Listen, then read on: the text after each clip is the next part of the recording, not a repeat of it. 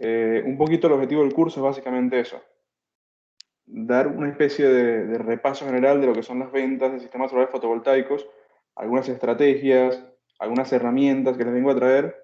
Digamos, no vamos a hacer magia, evidentemente. Aprovecho de presentarme, mi nombre es Héctor Matera, veo algunos nombres conocidos, así que ya para algunos del rubro somos familiares. Yo soy ingeniero mecánico, especialista en energías renovables y actualmente me dedico al desarrollo de proyectos de energía solar fotovoltaica, a la consultoría de proyectos y a brindar capacitaciones en distintos organismos y áreas, ¿no? Principalmente energía solar fotovoltaica y eficiencia energética. Ahí les dejo mis redes por cualquier cosa. Un poquito el contenido del curso. Acá, me da un segundito. Deberían estar viendo bien la presentación, ¿no? Me confirman si no, por favor. Un poco lo que vamos a ver en el curso es básicamente una introducción a lo que son las ventas de sistemas solares fotovoltaicos y primero vamos a hacer una pequeña intro en lo que es energía y potencia, porque vengo viendo que, digamos, hay algunas falencias con el uso de unidades, con la diferencia entre energía y potencia y demás, entonces vamos a hacer un pequeño repaso. Diferencia entre energía y potencia, uso de unidades y equivalencias, tipos de sistemas fotovoltaicos y ahí comenzamos un poco. Eso sería el módulo 1.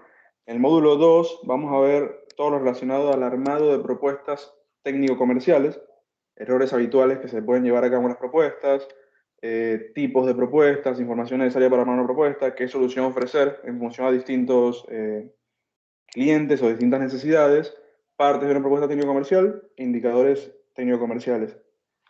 Ahí Diego Sanz comenta que no escucha, no sé si será porque él solo no escucha, no me escuchan los demás, avísame cualquier cosa. Ok.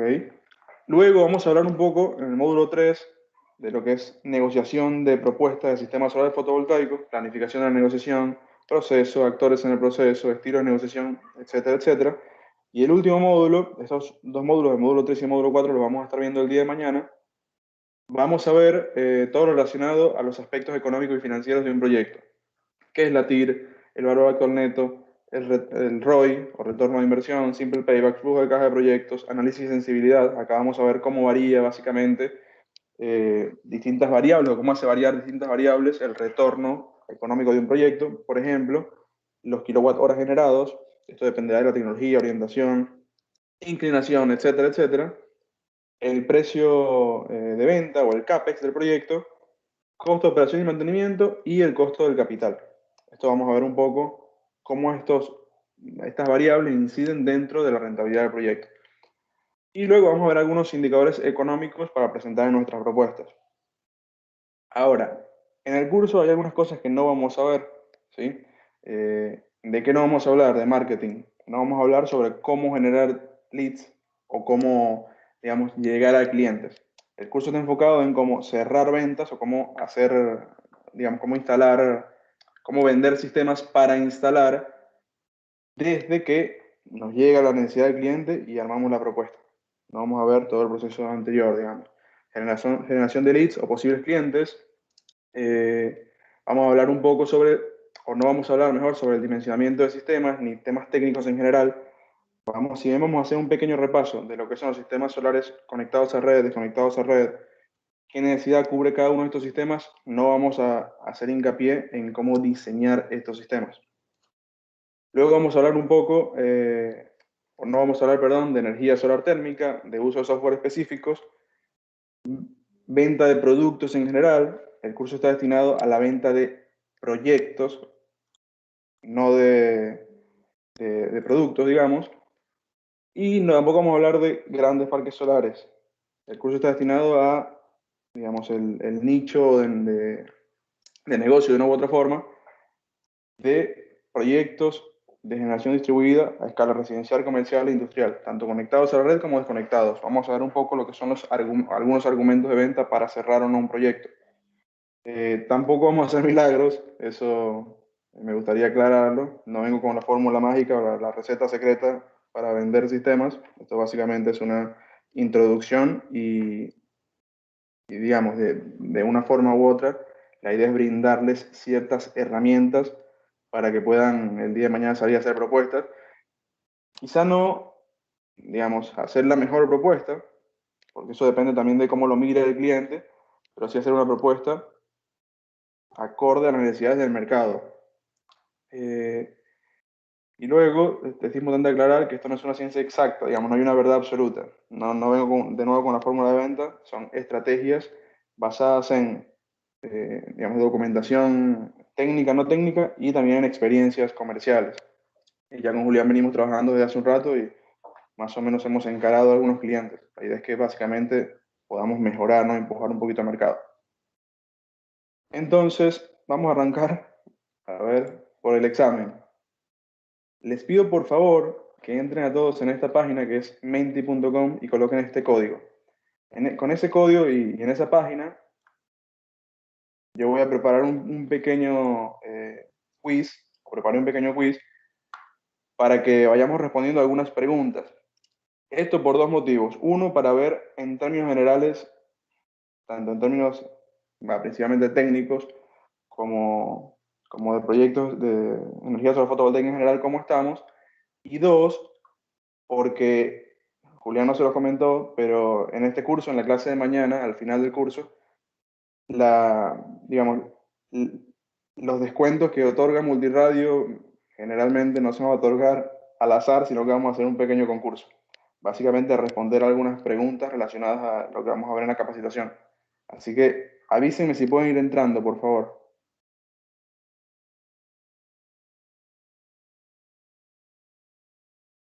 Ahí veo que hay un montón de gente, perfecto. Voy a dar un minutito para que entren más.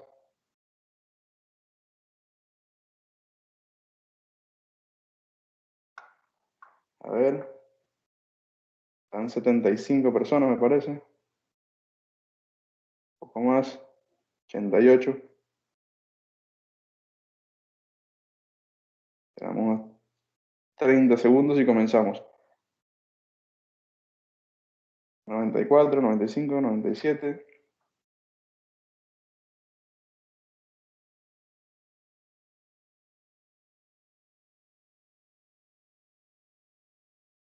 A ver.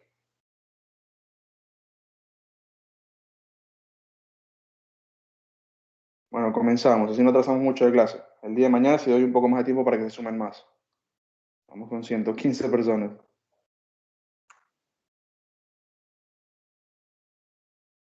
Entonces, vamos, arrancamos.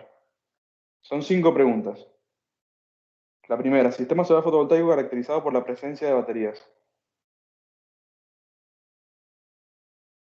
Tienen 10 segundos para responder, tienen que acertar la respuesta y hacerlo en el menor tiempo posible para sumar más puntos. Muy fácil la pregunta, ¿no? La mayoría respondió fría, así que está correcto. Vamos con la siguiente.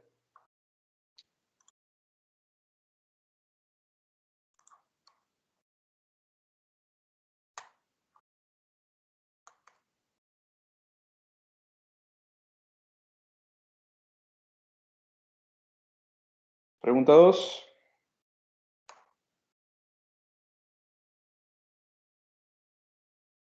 ¿Cuál de las siguientes no es una unidad de energía?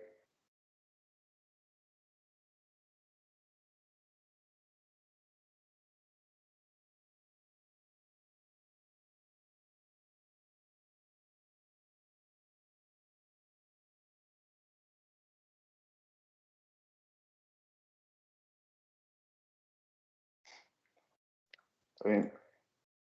La respuesta por ahí no son lo que esperaba. Joule es unidad de energía, kilowatt hora unidad de energía, kilocaloría hora es una unidad de potencia y BTU es una unidad de energía. Esa era una pregunta del final de termodinámica, ¿eh? Nada, qué termodinámica. Estaba muy fácil. Pregunta 3. ¿Vos qué respondiste, Julián? ¿Lo respondiste bien? Sí, sí, kilocaloría por hora. Mm, Pero la tuve que pensar. No lo sé, ¿eh? ¿Qué porcentaje de energías renovables compone la matriz eléctrica argentina?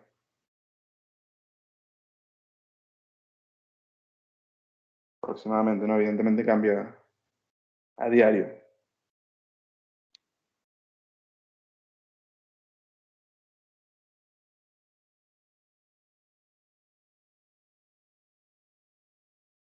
¿Ok? Es el 10%.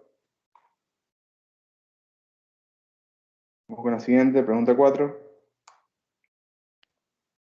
La clase de mañana la vamos a hacer más difícil, van a ser 10 preguntas. Aproximadamente, ¿cuántas toneladas de CO2 se evitan por megawatt hora generado con energía solar?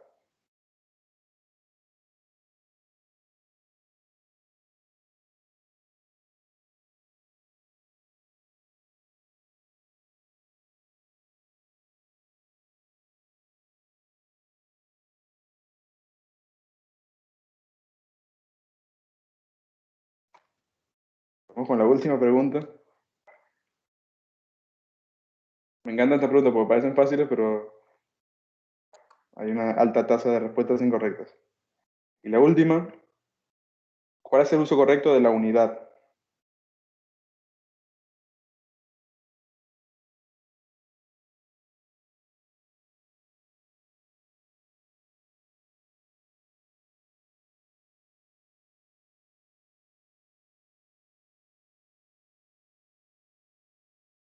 Perfecto, la mayoría respondió muy bien. Y bueno, con esto terminamos el curso, el curso, el quiz, a ver quién ganó.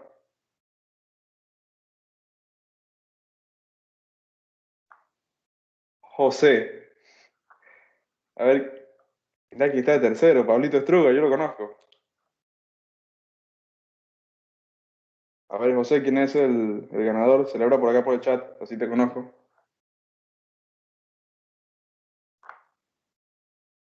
José, Darío Meca y Pablo Estruga.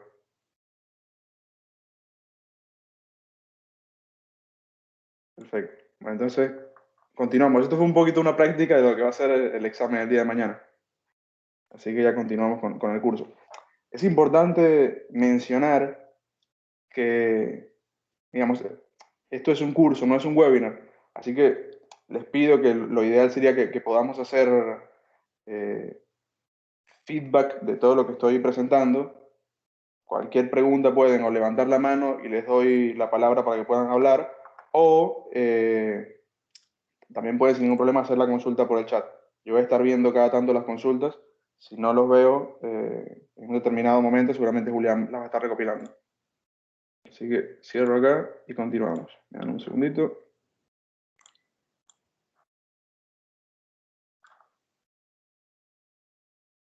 Entonces, módulo 1. Vamos a hablar un poco sobre la introducción, ¿no?, a las ventas de sistemas solares fotovoltaicos, y no podemos hablar de sistemas solares fotovoltaicos sin entender bien dos conceptos muy básicos, ¿no?, de potencia y energía y la diferencia entre ellos. De hecho, una buena parte de los errores a la hora de presentar una propuesta a un cliente o a la hora de determinar las necesidades energéticas de un cliente son básicamente asociados a la potencia de la energía, al uso correcto de esas unidades o el no entendimiento, digamos, correcto de las mismas. Entonces, potencia no es lo mismo que energía. ¿Alguien por el chat me quiere dar alguna definición de energía? Algo que entiendan ustedes por energía, qué es la energía y alguna diferencia con la potencia. ¿Alguien quiere ir participando?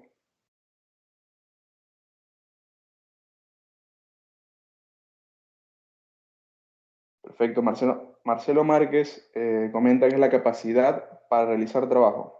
Efectivamente, potencia por tiempo, la potencia de la energía en el tiempo. Comentan potencia es capacidad para realizar un trabajo. Ahí tenemos un error conceptual. Cantidad de trabajo realizado por cierto tiempo. Perfecto, sería la energía. Está bien. En líneas generales, más o menos todos entendemos lo que es la energía y lo que es la potencia y cuáles son las diferencias. Eh, Potencia es caudal de energía, podría llegar a ser. Eduardo Neborán comenta, potencia es un concepto instantáneo y la energía es el acumulado de potencia en el tiempo. Efectivamente. Eh, Primero, la energía es un concepto absolutamente teórico y abstracto. ¿Qué quiere decir esto? Nosotros en la naturaleza no encontramos energía como, como energía, por así decirlo. Encontramos en la naturaleza distintas manifestaciones de esta energía. Se puede manifestar de diversas maneras. Y la energía, según la definición física, es básicamente la capacidad para generar un trabajo o para realizar un trabajo. Absolutamente cualquier trabajo digamos, a escala humana que yo realice requiere o un consumo de energía, es decir, una demanda de energía, o requiere eh, una generación de energía para cubrir esa demanda. Entonces, para entender un poquito qué es la energía, si yo necesito, por ejemplo, mover de cualquier cosa, este ratón de un punto A a un punto B, voy a estar moviendo un peso, básicamente, una fuerza, por una distancia. Eso sería el equivalente al trabajo. El trabajo es equivalente a la energía. Entonces, si yo necesito mover cualquier objeto de un punto A a un punto B, necesito realizar un gasto de energía. Este gasto de energía será mayor o menor en función a, básicamente, el peso de ese objeto y la cantidad de distancia o la distancia que yo lo voy a mover.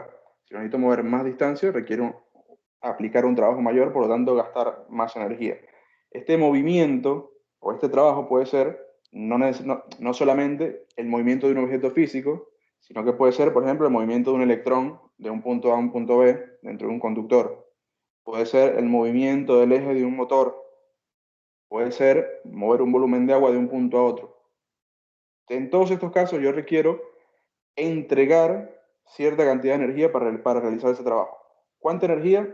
Depende básicamente de algunos factores como la inercia que voy a vencer, el peso del objeto, la diferencia potencial, etcétera, etcétera, etcétera, la carga y demás. Entonces, la energía representa cantidad siempre. Se consume cierta cantidad de energía o se genera cierta cantidad de energía. La velocidad con la cual yo consumo o genero esa energía, podríamos decirlo, el caudal, sería la potencia. Por ejemplo, les pongo un ejemplo. Si yo muevo este ratón de un punto A a un punto B, ¿sí? Por ejemplo, en 5 segundos voy a consumir energía X. Si lo muevo en 10 segundos, consumiré más o menos energía. Es decir, si yo lo muevo más lento, consumo más energía, consumo menos energía. ¿Qué opinan al respecto?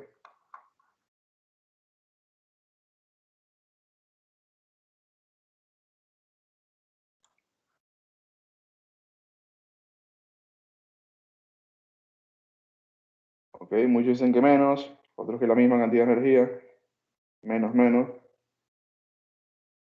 más. Ok, la cantidad de energía que consumimos es exactamente la misma. Digamos, no va a ser mayor o menor en función del tiempo en el cual yo realice ese trabajo, porque el trabajo per se es el mismo. Les pongo un ejemplo claro. Si yo necesito, por ejemplo, bombear a un tanque de agua 1000 litros de agua y necesito hacerlo supongamos un caso hipotético, ¿no? Necesito bombear 1000 litros de agua en una hora. Y para hacer eso necesito una bomba de un HP, ¿cierto? Son 1000 litros de agua, que voy a bombearlo de un punto A a un punto B, a un tanque elevado. Si necesito bombear el agua más rápido, por ejemplo, llenar el tanque en lugar de en una hora, hacerlo en media hora, ¿qué tengo que hacer? Básicamente, aumentar la potencia de la bomba. En lugar de usar una bomba de 1 HP, utilizo una bomba de 2 HP, ¿cierto? Esta bomba de 2 HP, teóricamente, puede bombear el doble de caudal, por lo tanto, va a llenar el tanque en la mitad del tiempo. Entonces, lo que voy a hacer en este caso es demandar más potencia, no necesariamente consumir más energía o menos energía. La cantidad de energía va a ser la misma porque necesito hacer el mismo trabajo. Mover un caudal de agua, un volumen de agua de un punto A a un punto B. En este caso, 1000 litros de agua. ¿Se entiende este concepto? O más o menos. Si alguien tiene alguna duda, es bueno aclararnos en este punto, porque muchos de los errores que usualmente vemos en las propuestas técnico-comerciales son asociados a el mal uso de las unidades de energía y de potencia. Entonces, energía, capacidad para realizar trabajo. Potencia, velocidad a la cual consumimos o generamos esa energía. Si yo consumo energía o demando energía con una mayor velocidad, es decir, con mayor potencia, requeriré, por ejemplo, secciones de cable mucho mayores porque van a pasar más amperaje de cable, más amperaje de corriente por ese cable, etcétera, etcétera. Entonces, ¿qué unidades habituales se pueden utilizar cuando hablamos de energía o cuando hablamos de potencia? Cuando hablamos de energía, en sistemas eléctricos, vamos a usar siempre el kilowatt hora. En sistemas térmicos o de refrigeración, por ejemplo, la kilocaloría o el BTU. Cuando hablamos de unidades de energía a muy gran escala, cuando hablamos de mucha cantidad de energía, usamos la tonelada equivalente de petróleo, básicamente para reducir el número, y así sucesivamente. ¿Existen otras unidades de energía? Por supuesto que sí. Por ejemplo, el Joule es como la unidad madre de energía. En la práctica, cuando hablamos de sistemas solares fotovoltaicos, casi nunca hablamos de joules, sino de kilowatts hora o watts hora de consumo o de generación. Entonces, dimos la energía, capacidad para realizar un trabajo, representa cantidad y la unidad que vamos a utilizar es el kilowatt hora. Cuando hablamos de potencia, ¿sí? Hablamos de capacidad o demanda de potencia, es decir, velocidad de demanda de energía o de consumo de energía o generación. En cualquiera de ambos casos aplica. ¿Qué unidades se utilizan? Y podemos encontrarnos con el kilowatt, ¿sí? El HP, o caballo de fuerza, kilocaloría hora. ¿Por qué se utiliza una u otro tipo de unidad? Básicamente por un tema de convención. Por ejemplo, en sistemas eléctricos se suele utilizar el kilowatt. En sistemas mecánicos, en ejes de motores, bombas, autos a combustión interna, etcétera, se utiliza el HP. Sistemas de refrigeración o calefacción, la kilocaloría por hora, son unidades de potencia. Es la cantidad de kilocalorías que entrega, por ejemplo, una unidad de refrigeración. Diego Sanz comenta si potencia no tendría que estar referida al tiempo. Y pone, por ejemplo, kilowatt entre hora. Y no, de hecho, ahí estás como redundando porque ya el kilowatt hora, la unidad de energía, la dividiste entre horas. Se fueron horas con horas y te quedaron kilowatt. Si divides kilowatt entre hora, es una unidad que por lo menos yo no conozco. Me parece que no existe.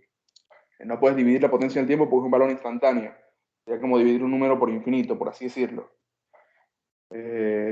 Entonces, potencia, kilowatt, energía, kilowatt hora. Esto espero que esté totalmente claro. A partir de acá vamos a arrancar con todo el curso, ¿no? A mí es importante mencionar que por ejemplo, distintas unidades se utilizan en distintas áreas. Por ejemplo, el HP o caballo de fuerza, cuando hablamos de máquinas mecánicas usualmente, por un tema de convención, no significa que yo no puedo expresarla en kilowatts. Hay equivalencias de estas unidades. Alguien comenta si hay una relación entre un HP y un kilowatt. Sí, ahora lo vamos a ver. Y Sergio está respondiendo. Muchas gracias, Sergio. Entonces, eh, algunas fueron a un concesionario y compraron un auto digamos, dame un auto de 100 kilowatts. No, básicamente por un tema de convención. Podrían decirle al vendedor de autos que un auto que tenga una potencia de 100 kilowatts va a tener que traducirla a HP. Cuando hablamos de auto eléctrico, sí, básicamente porque estamos hablando de motores eléctricos. Entonces, nada, para que tengan un poco una idea. Cuando hablamos de energía, nosotros, de nuevo, no podemos verla en la naturaleza, no existe la energía como tal en la naturaleza. Vemos la manifestación de esa energía, cómo se manifiesta. Ahora vamos a ver algunos ejemplos, pero la energía tiene también ciertas características. Una característica es que se conserva. Yo no puedo de ninguna manera destruir la energía. Básicamente, consumo cierta cantidad de energía, la transformo en otra fuente de energía siempre. Por ejemplo, en el caso de un motor, usamos energía eléctrica que anteriormente pudo haber sido energía solar, que a través de un sistema solar fotovoltaico con un inversor se transformó en energía eléctrica. Esa energía eléctrica se transformó en energía mecánica en el eje de un motor y esa en alguna otra fuente de energía, por ejemplo, en presión para mover el eje de una bomba, por ejemplo. Pero siempre se conserva. En esos procesos, la energía se va transformando, es otra característica. La energía se conserva, se transforma, es otra característica, de una forma a otra forma de energía. Se puede almacenar, es otra característica. Algunas fuentes de energía o algunas formas o manifestaciones de energía se pueden almacenar con mayor facilidad que otras. Por ejemplo, yo puedo fácilmente almacenar un barril de petróleo, pero no tan fácilmente puedo almacenar un barril de energía solar. Tendría que transformar esa forma de energía en alguna otra, por ejemplo, en electricidad. Luego de transformar en electricidad, la almaceno en una batería de litio, una batería de plomo ácido, etcétera, etcétera. Y Daniel comenta que nada se pierde, todo se transforma. Efectivamente, en la teoría, la energía no se pierde, digamos, no se destruye, se conserva. Sin embargo, se conserva usualmente transformada en formas de energía más degradadas. Esa es otra particularidad. La energía se conserva, se transforma, se almacena, se degrada, es decir, a medida que yo hago transformaciones de energía de una forma a otra, voy aumentando no quiero ponerme muy técnico, pero voy aumentando como la entropía de ese sistema Y al hacer eso, voy perdiendo cada vez más energía útil. No significa que desaparece, sino que no la puedo transformar en una forma útil de energía. Entonces se degrada. Otra forma, efectivamente, Marcelo comenta que son las pérdidas. Exactamente, son las pérdidas. Absolutamente ningún sistema tiene una eficiencia de un 100%. Digamos, esto no existe.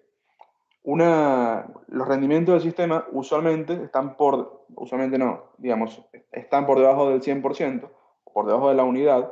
Por lo tanto, siempre una proporción de esa energía, puede ser mayor o menor, se transforma en otra fuente de energía que yo no puedo aprovechar, y usualmente en calor. Así, una autocombustión interna transforma más o menos entre el 20 y el 25% en el mejor de los casos de la energía química, digamos, encontrada en forma de combustible diésel o nafta, en energía mecánica en el eje motor y a su vez en movimiento. Todo el 80% más o menos de la energía que yo no puedo transformar en movimiento, básicamente la transforma en calor a baja temperatura que es poco aprovechable. Entonces se degrada. Dijimos que se conserva, se transforma, se almacena, se transporta, ¿sí? Se puede transportar de un punto a otro punto.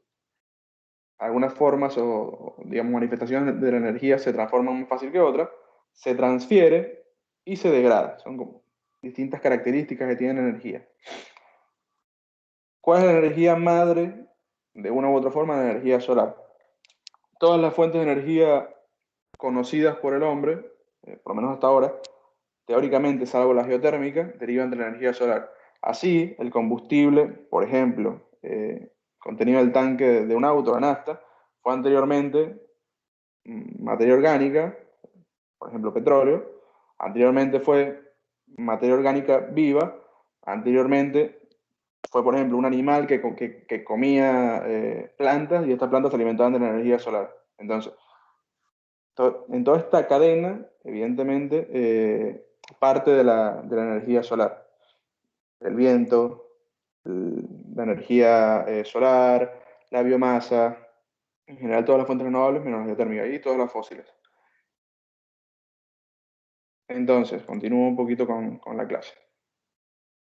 Espero que esto esté totalmente claro, el uso de las unidades, porque lo vamos a ver bastante a lo largo del curso. Si bien no vamos a hacer mucho hincapié en temas técnicos, es importante que todos los conozcamos, ¿no? Entonces, algunos ejemplos de tipos de energía, manifestaciones y efectos. Usualmente el efecto es lo que nosotros podemos ver y es como medimos de una u otra manera la energía contenida en ese potencial. Nosotros usualmente en la naturaleza encontramos potenciales de energía que se manifiestan en efectos. Por ejemplo, una barra de carbón, cuando la quemo se transforma en calor y así sucesivamente. Entonces tenemos la energía cinética, que es básicamente energía en forma de movimiento. El potencial de esta energía es la velocidad y el efecto del movimiento. Tenemos la energía potencial, que deriva básicamente de la diferencia de alturas. El potencial es la gravedad y el efecto es el cambio de posición, cambio de altura. A medida que tiene más altura un objeto, tendrá más energía potencial almacenada. Este es el motivo por el cual solemos almacenar agua en tanques elevados con el objetivo de tener que solamente abrir la canilla para que baje o para que se mueva de un punto a otro, porque tiene mucha más presión en un punto elevado que en un punto menos elevado o a nivel del suelo. La canilla está más abajo, por lo tanto, cuando abro el tanque, la presión en el tanque, que es mayor producto de la energía potencial, baja a la canilla.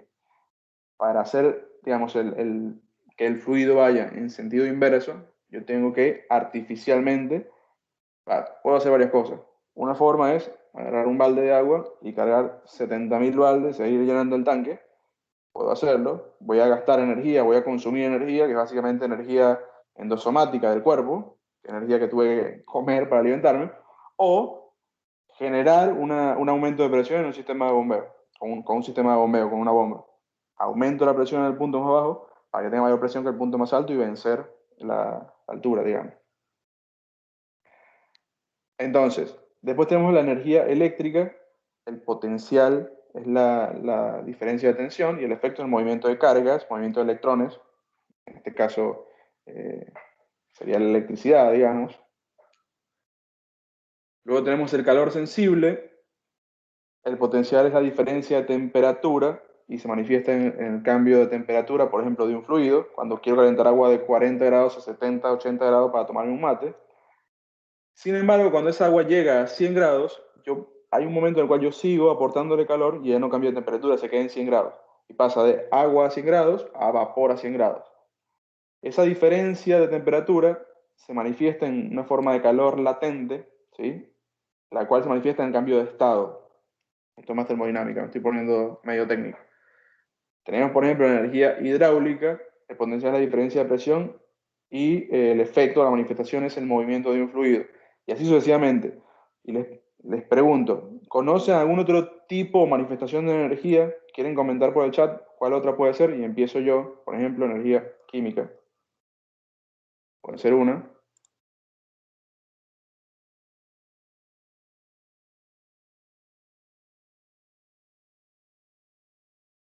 ¿Cuál se le ocurre que pueden ser manifestaciones o formas en las cuales nosotros encontramos energía en la naturaleza? Solar, por supuesto.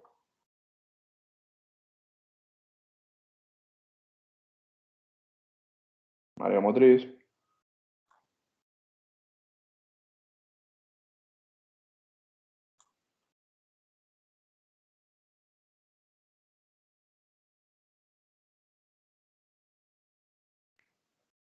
Perfecto. Y yo acá puedo diferenciar claramente tipos de energía, cómo se manifiestan de fuentes. Las fuentes son los lugares o, digamos, aquellas formas en las cuales, o de las cuales yo extraigo energía. Y acá puedo tener fuentes renovables o fuentes no renovables. No renovables, petróleo, gas, carbón, etcétera. Renovables, todas las que conocemos. No quiero hacer mucho hincapié acá, pero está bueno entrar en temas. Solar, eólica, mareomotriz, unimotriz, biomasa, geotérmica, etcétera. Entonces, es importante hasta acá aclarar que la energía y la potencia no son lo mismo, son dos conceptos totalmente distintos. Las unidades de ambos son distintos. He visto en muchas oportunidades, por ejemplo, definir en alguna propuesta, que esto es un error conceptual, el consumo de energía en kilowatts. El cliente consume 1.300 kilowatts por mes. Y, digamos, esto no está bien, no está bien no estaría bien redactado. Entonces, la energía y la potencia no son lo mismo. La energía se puede manifestar de diversas formas. Hay distintos tipos de energía, las cuales se manifiestan de distintas maneras. No hay una sola forma de energía. Y para explicar un poco más la diferencia entre potencia y energía, así me lo imagino yo. Es como la forma más fácil de explicarlo. Imagínense que digamos, la energía es un cubo. Y en ese cubo la potencia sería una de las caras, es decir, un área solamente. Un área, supongamos que es un cuadrado, un rectángulo, no importa. Si vamos un poco más arriba y pensamos cómo se produce la potencia en electricidad, potencia es igual a volt por ampere, voltaje por amperaje. Esto me da como resultado un watt. Entonces, si yo tengo una tensión eléctrica, supongamos que son 220 volts, y una corriente X, a medida que yo aumento esos valores, aumento el nivel de tensión y el nivel de corriente, va a aumentar o disminuir mi potencia. Usualmente en los sistemas residenciales, comerciales, etcétera, la tensión es constante porque están todos los sistemas conectados en paralelo, entonces siempre demando una tensión de 230 volts. Lo que varía es la corriente, entonces el área, es decir, mi potencia o el caudal con el cual yo consumo energía va a variar. Mayor corriente, mayor potencia, menor corriente, menor potencia. Acá sin considerar evidentemente el factor de potencia, etcétera, etcétera, si es monofásica o trifásica. Eso, digamos, tratemos de entenderlo como algo un poco más sencillo. Entonces, la otra cara, ¿sí? Supongamos que este rectángulo se estira como una especie de chorizo, por así decirlo. Es un pH. El tiempo es el pasillo, por así decirlo. Entonces, a medida que esa potencia se va prolongando en el tiempo, nosotros vamos transformando la potencia en energía. Básicamente porque multiplicamos esa área, la potencia, por el tiempo. La energía sería un volumen, mientras que la potencia es un área. Lo podemos ver como, por ejemplo, el caño o la sección de un cable. Mayor sección de cable, mayor capacidad para transportar amperaje, y así sucesivamente. ¿Por qué? Porque tengo una mayor capacidad para entregar o consumir potencia, o demandar potencia en realidad. Entonces, cuando hablemos de potencia, siempre vamos a hablar del watt. Cuando hablemos de energía, vamos a hablar del watt por hora, o watt hora. ¿Alguien hizo una consulta sobre si un HP lo podía llevar a un kilowatt? La respuesta es que sí. De hecho, las unidades de energía son usualmente equivalentes todas entre sí, igual que las unidades de potencia, son todas equivalentes entre sí. Así, un watt equivale a un joule por segundo, es decir, es lo mismo consumir un joule en un segundo, básicamente. Un megawatt es igual a 1000 kilowatts, esto depende básicamente del prefijo. Una kilocaloría hora es igual a 1.13, 1.16 watt, un BTU hora, unidad de potencia, es igual a 0,293 watt, un HP 735 watts, y así sucesivamente. No quiero entrar mucho en detalle acá, pero es para que tengan una idea de algunas unidades de conversión, después se lo pueden llevar.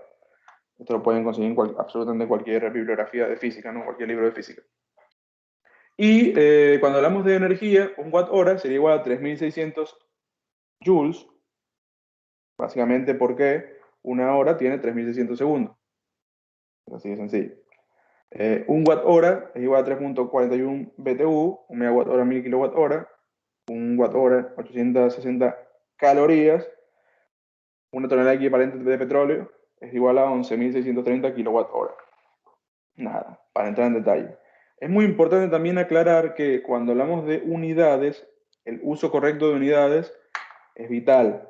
Por ejemplo, no es lo mismo decir megawatts, pongo en el chat, que miliwatts. Y dirán, bueno, es una M y una W. Varía, digamos, el valor. Esto lo he visto un montón. O también, por ejemplo, kilowatt hora, todo en mayúscula.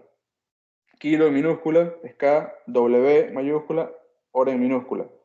¿Por qué algunas en mayúscula y otras en minúscula? Usualmente las unidades que derivan de nombres de personas, por ejemplo, el joule, el watt, el kelvin, no sé, cualquiera que se les ocurra, se utiliza en mayúscula básicamente porque deriva del nombre de una persona, de un apellido. Nada, para que tengan en ohm, etc. Volt, ampere, etcétera, etcétera, etcétera. Siempre en mayúscula cuando derivan de un nombre y nada, continúo. Entonces, para entrar un poquito en el curso, ya se me está yendo casi una hora, ¿de qué vamos a hablar?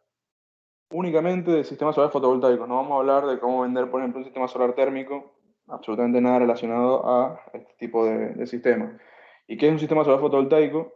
Entiendo que en el curso, de igual manera, todos los que se anotaron tienen conocimientos técnicos suficientes, de hecho, con total seguridad, algunos mucho más que yo.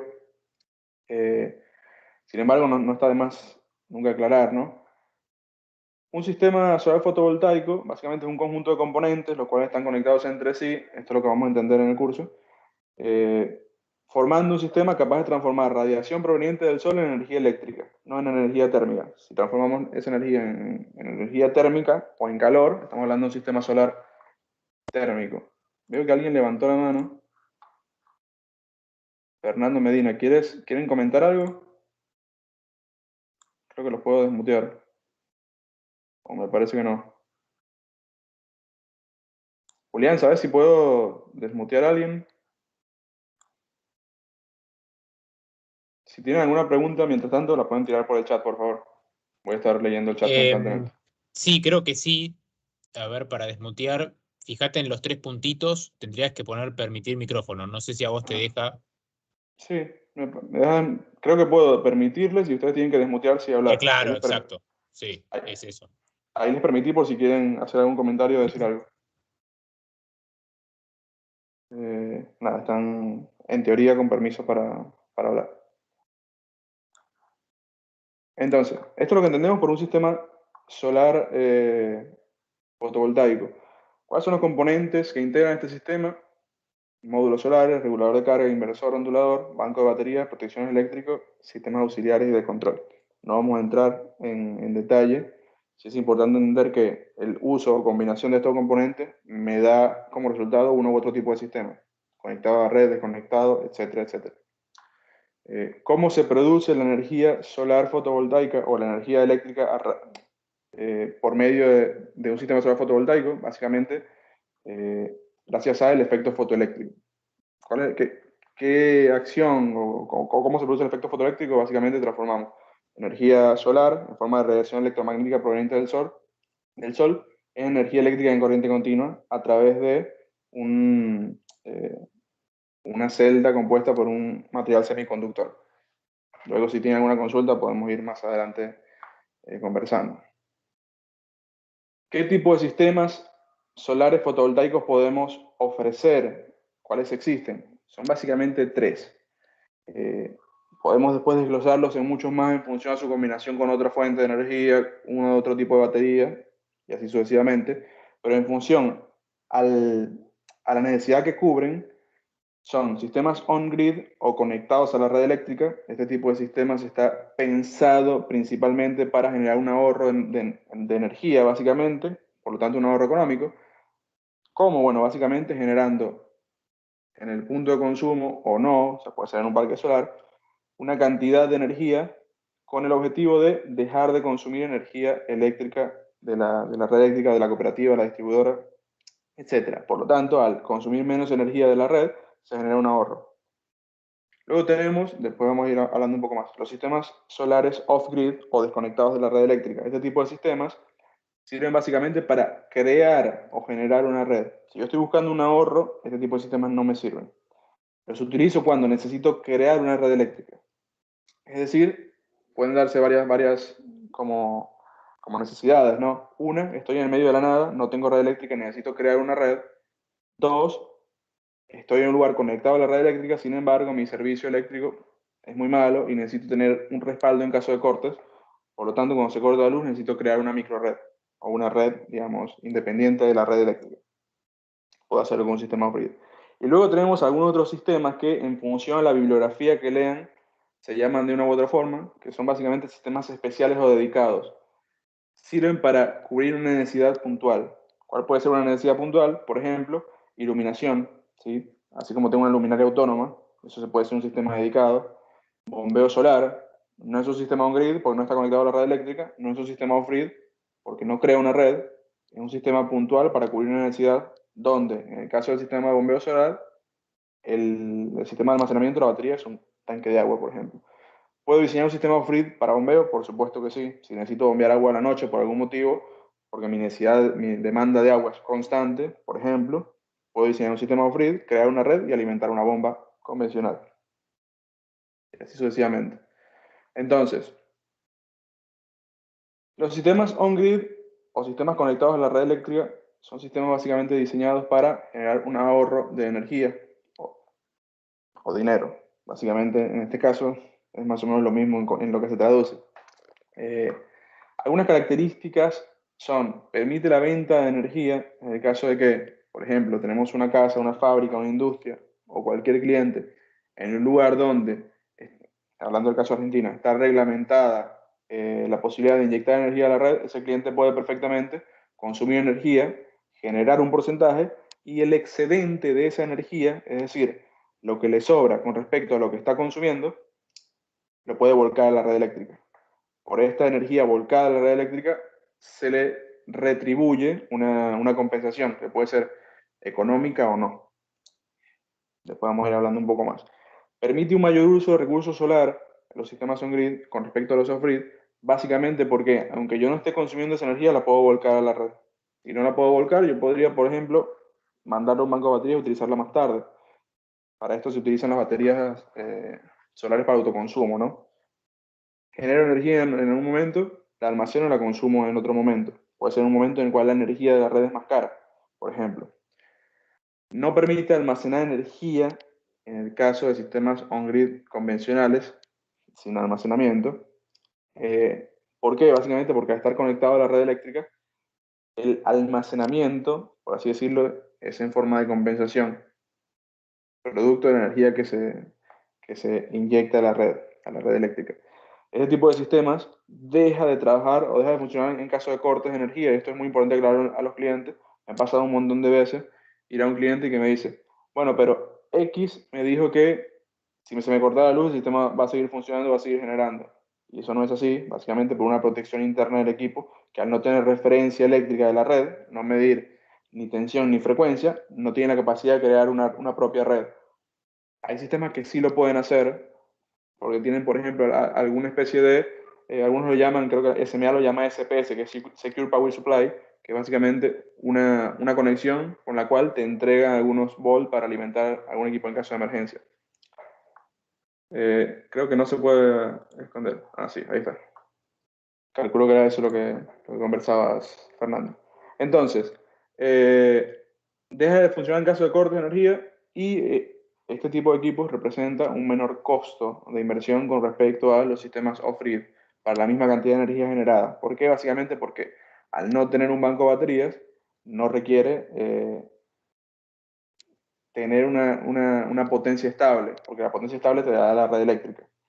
Al no tener un banco de baterías, Flavio, ahora vamos a hablar de los inversores híbridos, los sistemas híbridos. Al no tener un banco de baterías, el precio cae o disminuye significativamente, sensiblemente. Entonces, ¿cuáles son los componentes presentes en este tipo de sistemas? El componente de generación, el generador, compuesto básicamente por una cierta cantidad de paneles solares, un inversor, en casi todos los casos son inversores con reguladores incorporados, y la red eléctrica. Son como los tres componentes. Paneles solares, inversor y red eléctrica. Evidentemente hay algunos otros componentes auxiliares, como por ejemplo la estructura de soporte, el cableado, protecciones, etcétera, etcétera. Si estoy consumiendo más de lo que estoy generando, me compenso con la red. Si estoy generando más de lo que estoy consumiendo, en un determinado momento se inyecta energía a la red. Esto calculo que está totalmente claro. Lo aclaro por si hay alguien que está como entrando en tema, ¿no? Luego tenemos los sistemas solares off-grid. Los sistemas solares off-grid o aislados de la red eléctrica son sistemas en los cuales con los cuales yo creo una red eléctrica. Creo la red eléctrica generando energía con los paneles solares generan energía y garantizando potencia con el sistema de almacenamiento, con las baterías. Las baterías son el componente del sistema que me permite o me sirve para dos cosas. Uno es consumir energía en los momentos en los cuales no tengo radiación solar disponible, por ejemplo, en la noche, un día extremadamente nublado, etc. Y además me aseguran potencia, me pueden entregar una potencia estable. ¿Por qué? Porque imaginemos que mi sistema está demandando 1000 watts de potencia. Yo estoy generando 1000 watts, pero pasa una nube de manera repentina. Al pasar una nube va a caer la potencia que están generando los paneles solares en un instante de tiempo, y si cae por debajo de 1000 watts, no podía abastecer la demanda de mi carga. Esa demanda adicional la compensa el banco de baterías. Entonces, en los sistemas off-grid, sí o sí, digamos, no es opcional tener un banco de baterías. ¿Puedo tener alguna otra forma de generación de potencia o fuente de potencia? Sí, podría compensarlo, por ejemplo, con un grupo electrógeno, con una turbina hidráulica, etc. Sería una red off-grid con energía solar, compensada con energía solar. Sería un sistema híbrido en realidad, no tanto un sistema solar fotovoltaico off-grid. Hay como distintas y diversas alternativas. La idea del curso es que pensemos algunas, un poquito más adelante, algunas alternativas para ofrecer a los clientes. Son ideales para zonas aisladas de la red, se pueden utilizar como sistemas de respaldo de energía. ¿Qué quiere decir esto? Yo puedo diseñar, por ejemplo, un sistema off-grid para una casa ubicada en alguna zona de Argentina o de cualquier lugar del mundo, en la cual, por diversos motivos, hay cortes de servicio eléctrico recurrente. Estos cortes de servicio eléctrico recurrente traen consigo, digamos, diversas problemáticas. Con un sistema off-grid yo podría garantizar que en el caso de cortes de energía no se me corte la electricidad, básicamente porque se crea muy rápido una microred o una red aislada. Requiere mayor mantenimiento, cuidado, entre comillas, en cuanto al uso también, básicamente por el banco de baterías. El banco de baterías usualmente se diseña para una carga puntual, para una demanda de potencia y de energía específica. Me ha pasado caso de, no sé, un cliente conectó una máquina de soldar a un sistema off-grid y evidentemente descargó muy rápido la batería. Eh, Hay que tener bastante cuidado de una u otra forma. Y otra de una u otra manera, desventaja de los sistemas off-grid es que se desperdicia más energía con respecto a los sistemas on-grid. Y aquí llamo desperdicio, por eso pongo ojo, que básicamente se puede dar el caso en el cual yo estoy generando energía y tengo mucho potencial para generar energía porque es un día que está muy soleado, estoy consumiendo poco, pero si yo no estoy consumiendo energía y además las baterías están completamente llenas, el sistema va a limitar la generación básicamente. Por lo tanto, un porcentaje de esa energía no la voy a usar. No puedo vendérsela a la red porque no tengo red y no puedo bloquear la batería porque está llena. Por eso es muy importante dimensionar correctamente el sistema. Si lo sobredimensiono, estoy incurriendo en un costo muy alto. Si lo subdimensiono, estoy no pudiendo cubrir las necesidades energéticas del sistema. Entonces, componentes de tipo de sistemas, módulos solares fotovoltaicos, no quiero entrar mucho en detalle, regulador de carga, gestiona la carga y descarga de la batería, banco de baterías, inversor, transforma de corriente continua alterna y componentes adicionales o auxiliares. En este caso, igual, protecciones eléctricas, no sé, estructuras de soporte, cableado, canalización, etc. Luego tenemos los sistemas dedicados, que son sistemas que cubren necesidades puntuales. En este caso, están siempre diseñados para cubrir una necesidad puntual, por ejemplo, una necesidad asociada a bombeo solar, una necesidad asociada a iluminación en un lugar aislado, por lo tanto, quizá no es conveniente crear o diseñar todo un sistema off-grid para crear una red, sino que puedo abastecerlo básicamente con un panel solar, un regulador de carga y una pequeña batería para una luminaria autónoma. Electrificación rural, por ejemplo, auto solar, digamos, el auto solar, ¿ustedes cómo lo llamarían? ¿Sistema off-grid? No lo sé, no creo porque no es una red eléctrica en líneas generales, no crea una red. Sistema on-grid tampoco está conectado a la red, es un sistema dedicado, un auto solar, por ejemplo. Y luego tenemos los llamados sistemas híbridos, entre comillas, o sistemas on-grid con respaldo. En términos técnicos, se llama sistemas conectados a la red con respaldo, no necesariamente sistemas híbridos, porque híbrido se referiría un poco más a la posibilidad de generar energía con diversas fuentes. Por ejemplo, un sistema híbrido sería un sistema que genera energía solar y genera con un grupo electrógeno, o genera solar y eólica, solar e hidroeléctrica, por ejemplo. Entonces, este tipo de sistemas son muy convenientes cuando yo tengo un conjunto de ambas necesidades. Por ejemplo, se paga muy cara la energía, por lo tanto necesito ahorrar un porcentaje de la energía que consumo de la red eléctrica y a su vez tengo corte frecuente. No sé, clientes en la periferia de Buenos Aires que están conectados a alguna distribuidora o cooperativa eléctrica con la cual, por diversos motivos, tienen un costo de energía elevado y a su vez tienen cortes de energía recurrentes. En este caso se pueden diseñar este tipo de sistemas. Y estos tipos de sistemas pueden ser o con inversores híbridos, como comentó no recuerdo quién, que son inversores básicamente, que en realidad son como dos inversores en uno, o cumplen las dos funciones, tienen una entrada de paneles solares, una salida de corriente alterna para conectarse a la red eléctrica y otra salida para un sistema de respaldo o de emergencia. O puedo hacerlo con dos inversores independientes, un inversor on-grid y un inversor off-grid.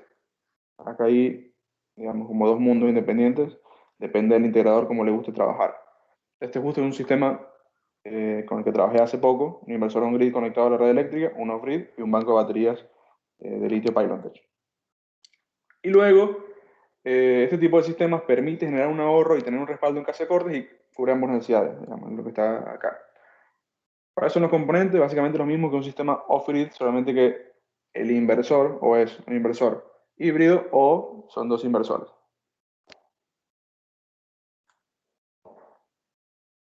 Alguien me dice que están viendo una barra en mi pantalla, ¿puede ser? Yo no la veo. Julián, ¿vos qué podés hablar? ¿Se ve una barra? No, no se ve nada, ¿eh? Ah, ok. O va, está la barra azul, pero digamos, estética de la presentación, pero no sé si Sí. se refieren a eso. No hay nada que tape el texto. Bueno, cualquier cosa avísame, por favor. Dale. Y bueno, entrando un poquito en detalle, ¿no? Digamos, ¿qué es una venta? ¿Qué vendemos? Una venta es básicamente la acción de vender, valga la redundancia, y usualmente se asocia a la habilidad de persuadir a una persona o una empresa de adquirir un producto o servicio a cambio de dinero. Puede ser dinero de diversas formas, ¿no? Ahí está Sergio agregando algo que ve la... No, Sergio, creo que es de tu propia presentación. Yo no veo esa barra. Continúo. Entonces, en este caso, en el caso de, digamos, de lo que vamos a abarcar en el curso, son ventas de sistemas solares fotovoltaicos para cubrir una necesidad puntual o resolver un problema. Vamos a ir viendo cuáles.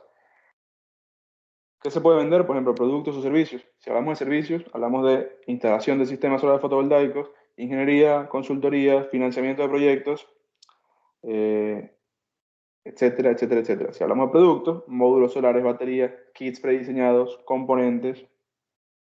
¿Qué puedo vender? Y depende de en qué nicho de negocio se quieran posicionar cada uno. Ahora, ¿a quién le vendemos? Y básicamente a un cliente. ¿Sí? Pero ¿qué es un cliente? Para entenderlo bien. Porque un cliente no es una persona que se acerca a mi tienda o a mi empresa o que me hace una consulta. Eso sería un lead. Tenemos leads, que son potenciales clientes, interesados y clientes. Y acá podemos, de nuevo, esta información que les estoy trayendo está basada en un montón de contenido de distintas bibliografías. Depende de lo que lean, se puede clasificar quizá de alguna u otra manera. Las clasificaciones son todas similares. Puedo tener un lead frío, que es una persona que pide material comercial recién iniciándose para el proceso de compra. Es un posible comprador. Un lead caliente, son personas preparadas y dispuestas a hablar con un comercial. Esto hay que saber identificarlos.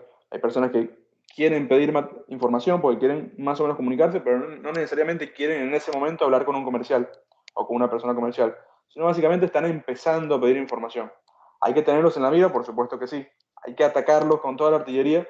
Quizá no, porque puedes ahuyentarlos. Luego tenemos una persona interesada, que es una persona que efectivamente está interesada en hacer la compra. Aún no está decidida, pero está interesada en hacer la compra. Dice, tengo interés, quiero hacer la compra, me falta un poquito para hacerla. Y el cliente es aquella persona, empresa, digamos, etcétera, que efectivamente realiza una compra o una operación. Hasta que no se hace una compra o una operación económica en este caso, no son necesariamente clientes. El cliente es el que compra, el interesado no es un cliente, el lead no es un cliente. Y si ni siquiera pide información, es básicamente un mercado potencial. Entonces, ¿cómo clasificamos a los clientes? Lo podemos clasificar de diversas formas. Yo traigo algunas clasificaciones, como para que nos abra un poco la cabeza de qué busca un cliente y por qué es uno u otro tipo de cliente. Un cliente yo puedo clasificar según su estado. Por ejemplo, en función a qué etapa de compra se encuentra. Puede ser un prospecto, es un cliente todavía, es una persona que todavía no es un cliente, aún no adquirió el producto y servicio, pero forman parte del público objetivo y es importante identificarlos. Son personas que pueden estar interesadas o son personas a las cuales se les puede generar un interés. Luego tenemos interesados, se encuentran en un estado un poco más avanzado o en proceso de decisión de compra. No necesariamente compraron en ese momento, pero están interesados. Ya se les armó una propuesta, está como en el pipeline comercial y tiene posibilidad de cierre. Después tenemos al comprador, es alguien que efectivamente realiza una compra, realizó una compra, pero aún no está necesariamente fidelizado. Sigue pidiendo presupuesto a alguna otra empresa. Y luego tenemos el que es efectivamente cliente de nuestra empresa, de nuestra marca, de nuestra persona, que son profesionales independientes, y son aquellos que realizan compras o consultas con frecuencia y además recomiendan la marca. Tienen un vínculo con la marca o con la empresa. Si tiene una necesidad o algún conocido tiene una necesidad, este cliente usualmente va a venir a esa marca primero antes de pedir otro presupuesto. Esto es importante identificarlo porque depende de qué tipo de cliente o en qué etapa se encuentra en el proceso de compra, se debe dar más o menos atención. Luego tenemos clientes, los cuales se pueden diferenciar en función a su fidelización. Y acá es muy importante, digamos, identificarlo también para saber cómo tratar a este tipo de clientes. No todos los clientes se le debería dedicar la misma atención. No, esto es basado básicamente en experiencias comerciales, ¿no? Tenemos clientes que son ocasionales, que compran o compraron una vez, o lo hacen ocasionalmente, pero sin ninguna frecuencia. No hay una frecuencia de compra. No es que, bueno, el cliente, por ejemplo, compró un panel solar, por decir algo, después le compró un panel solar a otra empresa, en algún otro momento se acercó de vuelta Es un cliente ocasional. Es un cliente sí, pero es ocasional. Luego tenemos clientes regulares, son aquellos que compran de manera regular, sin embargo pueden consumir de la competencia. Clientes frecuentes son aquellos que realizan compras con mucha frecuencia, siempre a nosotros, digo nosotros por decir, digamos, cualquiera de ustedes, y nunca van a la competencia. Esos son clientes frecuentes. Y luego tenemos embajadores. Son clientes comprometidos con la marca, los cuales comparten y usualmente refieren también. Evidentemente, a qué cliente se le da un poco más de atención al embajador. No podemos, digamos, tratarlos de la misma manera a todos, o es difícil comercialmente porque eso incurre en costos. Y luego tenemos clientes, sigo con distintas formas de visualizarlos, ¿no? de identificarlos o clasificarlos, en función de su motivación. Es decir, en función de por qué toma la decisión de compra o la decisión de adquirir un producto o un servicio. En este caso, sistemas solares fotovoltaicos. Usualmente son decisiones o económicas, buscan generar un ahorro económico con la instalación de paneles solares fotovoltaicos, buscan un retorno, repago, este tipo de clientes. Si el repago no es adecuado, usualmente no avanzan con la compra. Para que el repago sea adecuado, tienen que cumplir con ciertas características del sistema que se le diseña. Entre esas, digamos, tiene que tener un retorno de inversión adecuado a sus expectativas. Es muy importante entender las expectativas de ese cliente y además tiene que estar, hablando del caso de Argentina, ubicado en alguna provincia, alguna zona o con alguna cooperativa eléctrica que tenga justo un cuadro tarifario digamos, que garantice un repago, porque paga el kilowatt hora caro, por así decirlo, 9, 10 pesos el kilowatt hora. No suele ocurrir en todos los casos. Hay evidentemente algunas otras motivaciones económicas que vamos a ver más adelante de sistemas solares fotovoltaicos con respecto a la red eléctrica, por ejemplo, cambiar costo operativo por CAPEX. Básicamente dejo de pagar un fee mensual y me hago de un sistema de paneles solares que de una u otra manera se capitalizan, ¿no? Estoy capitalizando a mi empresa. Luego, hay clientes que tienen motivaciones ambientales, buscan reducir su impacto ambiental o huella de carbono, buscan ser verdes. Pueden ser empresas, básicamente, que por uno u otro motivo buscan ser verdes, como para mostrarse verdes ante la competencia, o ante los consumidores, perdón. Clientes que, por algún motivo, están comprometidos con el medio ambiente y buscan reducir su impacto ambiental. Hay un montón. Tienen motivaciones distintas, por lo tanto, la forma de encarar a este tipo de clientes son distintas. Por ejemplo, si tengo un cliente que tiene una motivación económica, esto solamente se puede preguntar, ¿cuál es tu objetivo o qué quieres hacer? Si tiene una motivación económica y tengo que mostrarle el repago. Si tiene una motivación ambiental, por ahí no le muestro el repago de la misma manera, pero sí le muestro las emisiones de CO2 que se está ahorrando, el impacto ambiental que genera en términos de, por ejemplo, no sé, árboles, no sé, tala de árboles evitada, equivalente a árboles necesarios para reducir esas emisiones de gases de efecto invernadero.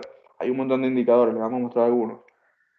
Luego hay clientes que lo hacen por necesidad, porque tienen una necesidad puntual. Una necesidad puede ser, por ejemplo, instalar un sistema solar fotovoltaico para bombeo solar. Está en el medio de la nada. Tiene dos opciones. Una, poner un grupo de electrones en el medio de la nada. Dos, un molino para extraer agua.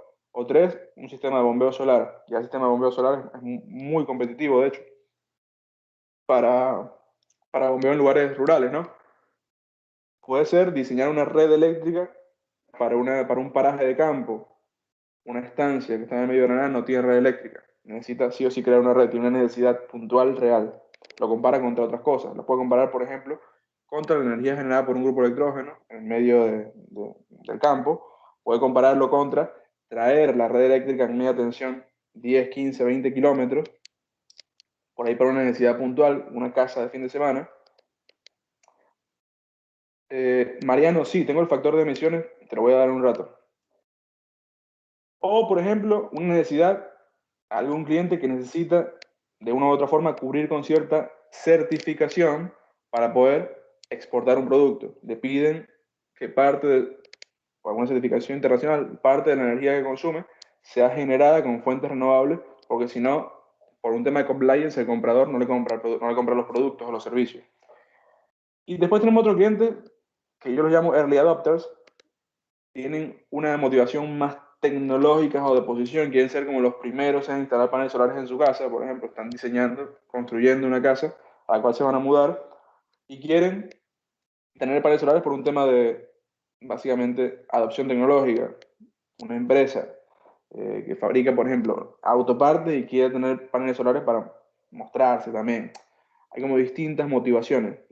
Depende de la motivación, la estrategia comercial o la propuesta comercial tiene que ser distinta y esto hay que aclararlo, es importante. Y después tenemos clientes en función a cuál es el tipo de proyecto. Pueden ser proyectos o clientes residenciales, digamos, de vuelta, hay otro tipo de clasificaciones. Este es un habitual. Clientes residenciales, usualmente casas, conjuntos habitacionales, edificios, que típicamente demandan o exigen proyectos de 1 a 10 kilowatts, más o menos. Clientes comerciales, negocios, usualmente no transforman materia prima en producto, de 10 a 100 kilowatts. Industriales, clientes que suelen transformar materia prima en producto, de 100 kilowatts en adelante, más o menos, no necesariamente es así.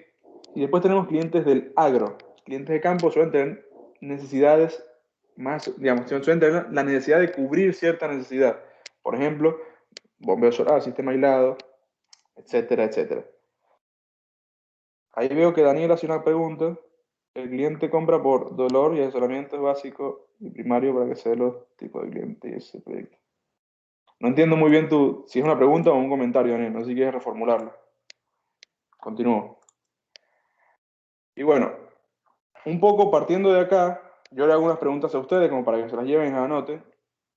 ¿A qué cliente atacas y por qué? O sea, ¿cuál de estos clientes o este tipo de cliente es tu cliente objetivo? ¿Son todos? Es difícil que sean todos. Es difícil atacar al campo al mismo tiempo y con la misma, con el mismo esfuerzo comercial que a clientes residenciales, por ejemplo, o al campo, agro y clientes comerciales, por decir algo. O clientes que buscan, no sé, cubrir una necesidad puntual o clientes que buscan un ahorro económico. Es muy importante definir cuál es el cliente que atacas y por qué lo atacas. Puede ser por muchos motivos. Luego tenemos sistemas. ¿Qué sistemas, digamos, diseñas o qué sistema vendes, comercializas? Sistemas sonido, free, bombeo, cuál es tu fuerte, de dónde salen tus clientes, esto es muy importante determinarlo para saber cuál es la fuente de generación de leads. De cada 10 leads que llegan, ¿cuánto cierra? Pero entonces, ¿por qué no avanzan con la compra? Yo cada vez que pierdo una propuesta, una cotización, consulto por qué. Mañana vamos a hacer un ejercicio asociado a eso. Y después, ¿dónde está mi cliente? ¿En qué zona geográfica? Daniel, en un rato te doy para que hables, por favor. Entonces, continúo. ¿De dónde vienen los clientes usualmente? Esto también es muy importante mencionarlo. Dependiendo de dónde viene el cliente, la posibilidad de cierre de proyecto será mayor o menor. Tenemos clientes que vienen por búsqueda propia, por iniciativa propia. Usualmente buscan en Internet y nos encuentran posicionados en Internet o le preguntaron a alguien y nos refirieron o algo por el estilo. Este cliente llega a nosotros, nos busca porque tiene una necesidad. Entonces, la posibilidad de cierre es un poco mayor. Hay clientes que llegan por campañas de marketing. No necesariamente estaban buscando, sino que se tropezaron con sistemas solares fotovoltaicos. Se encontraron en la ruta una chata ploteada y dijeron, voy a preguntarle. Tienen posibilidades de ser un poco menores. Otros clientes vienen de nuestra propia cartera de clientes. En algún momento se vendió algo, hicimos un toque comercial y se reactivó alguna posibilidad de venta. Y luego tenemos clientes que vienen a través de referidos. Vienen a través de algún cliente que ya está fidelizado, que se comprometió con la marca, que nos recomendó y ya transmitió su experiencia. Entonces, este cliente, el referido, es el cliente al cual hay que hacerle como mayor o dedicarle mayor tiempo comercial, básicamente porque suele ser el cliente que compra con mayor frecuencia, con mayor facilidad. Ya de una u otra manera, está ganada la confianza de ese cliente a través de otra persona que lo refirió.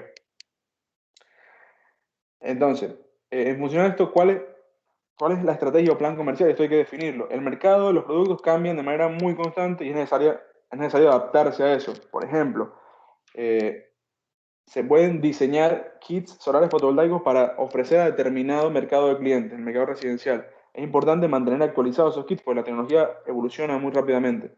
Hay que tener una estrategia básicamente para hacer eso. los mercados también son cada vez más competitivos y es importante el plazo en el cual yo me planifico. ¿Qué quiere decir eso? Yo, para diseñar una estrategia o un plan comercial, ¿no? Una estrategia de venta, un plan comercial, tengo que considerar básicamente el tipo de venta, técnica de venta, demografía, digamos, hacia dónde me dirijo, canales y cuál es mi cliente, qué producto yo ofrezco, si ofrezco sistemas solares fotovoltaicos, llave en mano, si vendo los equipos para que los instale alguien más, si vendo instalaciones, si vendo diseños, ingeniería. Y acá también es importante como tener claro, digamos, dónde se posicionan. Me posiciono, mi estrategia es vender un gran volumen con menor margen, es decir, básicamente cambiar P por Q para generar un cierto ingreso, o prefiero atacar una menor cantidad de clientes, darles un poco más o un trato un poco más especializado, tratarlos comercialmente, eh, no sé, dedicarle más horas comerciales, cerrar una menor cantidad de clientes, pero fidelizar más, generar una mayor tasa de cierre. Acá, digamos, depende absolutamente de qué quieren hacer. Es importante definir la publicidad y las promociones que se van a hacer. Acá defino el gasto publicitario. Definir quién es el cliente final, a qué segmento del cliente me dirijo, cuál es el cliente más rentable de del segmento que yo quiero atacar, por lo menos para la estructura de empresa que manejo, y cuáles son los canales de distribución, es decir, cómo llego a los clientes básicamente. Acá, digamos, hay como cuatro etapas, ¿no? Tres etapas en realidad para definir esta estrategia comercial. Una es definir la población objetivo, qué clientes ataco. Sistemas on-grid, off-grid, residenciales, comerciales, agro, en la ciudad, etcétera, etcétera. Es importante definirlo. Definir el alcance geográfico y temporal.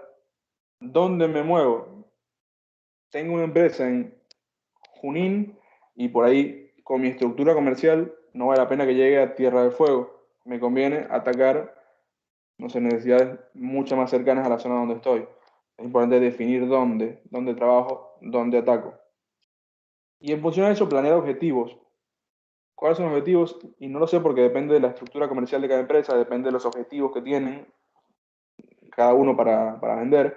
Depende de si quiero vender muchos sistemas para generar mucha atracción o quiero generar ingresos, etcétera, etcétera, que hay un montón de estrategias.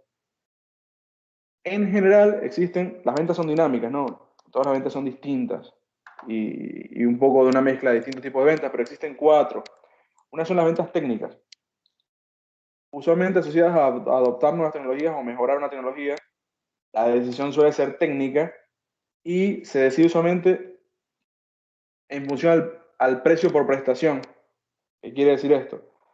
La puedo comparar, por ejemplo, un sistema solar on-grid con un sistema con la red eléctrica. Entonces, bueno, ¿qué me conviene en términos precio-prestación, en términos de inversión inicial y generación de energía? ¿Me quedo con la red o instalo el sistema solar fotovoltaico? O puedo comparar una u otra, uno u otro sistema, digamos, una u otra propuesta, desde el punto de vista técnico.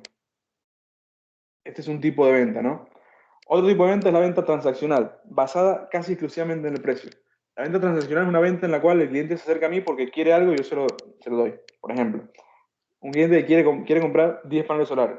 Se acerca a mí, quiero 10 paneles solares, no necesita ningún tipo de consultoría, respuesta o asesoría, simplemente se hace una transacción.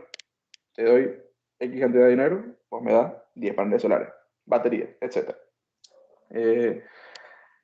Decide solamente por el precio y las prestaciones de lo que está comprando y es un cliente que ya conoce el producto o servicio, o más o menos tiene una idea. Luego tenemos una venta consultiva. En la venta consultiva se capacita y se asesora al cliente. La decisión suele ser económica, no necesariamente, y se vende una mejora, se vende un servicio.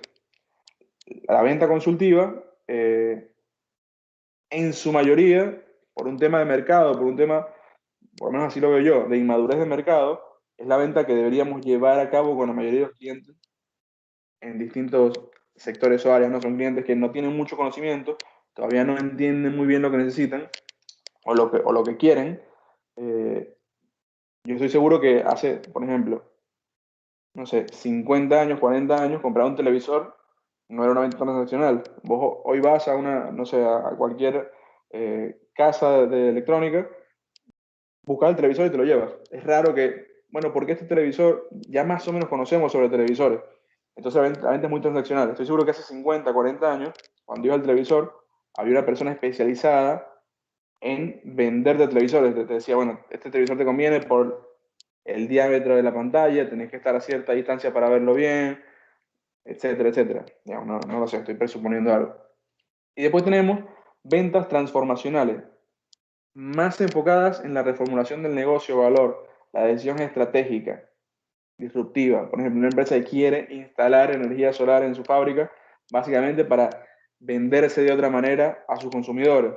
Fabrican zapatos y quieren ahora ser una empresa de zapatos sostenible, producción de zapatos, no sé, con bambú, y por decir algo, no tengo ni idea, y tienen la necesidad de reformular su negocio. Entonces, entra por otro lado la venta, un poquito más por el lado de la decisión estratégica que toma el cliente. Esto también es importante mencionarlo. Por ejemplo, una venta técnica también puede ser un cliente que compara un sistema solar fotovoltaico off-grid con un grupo electrógeno a gas para el caso de un respaldo de energía, por ejemplo, etc.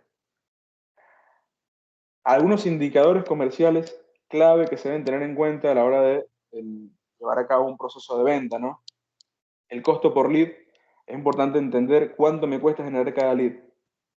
Por ejemplo, si generar cada lead me cuesta $100, por decir cualquier cosa, digamos, $100, tomando en consideración mi estructura comercial, el gasto en publicidad, en marketing, visitas comerciales, etcétera, etcétera, y evidentemente el margen que yo tengo que generar para ese proyecto tiene que ser mayor a $100, por decir cualquier número.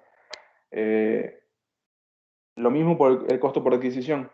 ¿Cuánto me cuesta concretar una venta? Cada venta de concreto, ¿cuánto dinero tuve que destinar a ella? Esto hay que tenerlo claro por lo mismo. Si en promedio generar cada venta a mi empresa le cuesta $300, yo no puedo o no debería vender un sistema que me genere un margen neto menor a $300, pues estoy perdiendo plata. Más allá de que sea una ganancia, entre comillas, en realidad estás perdiendo. Es importante tener claro el ratio de conversión.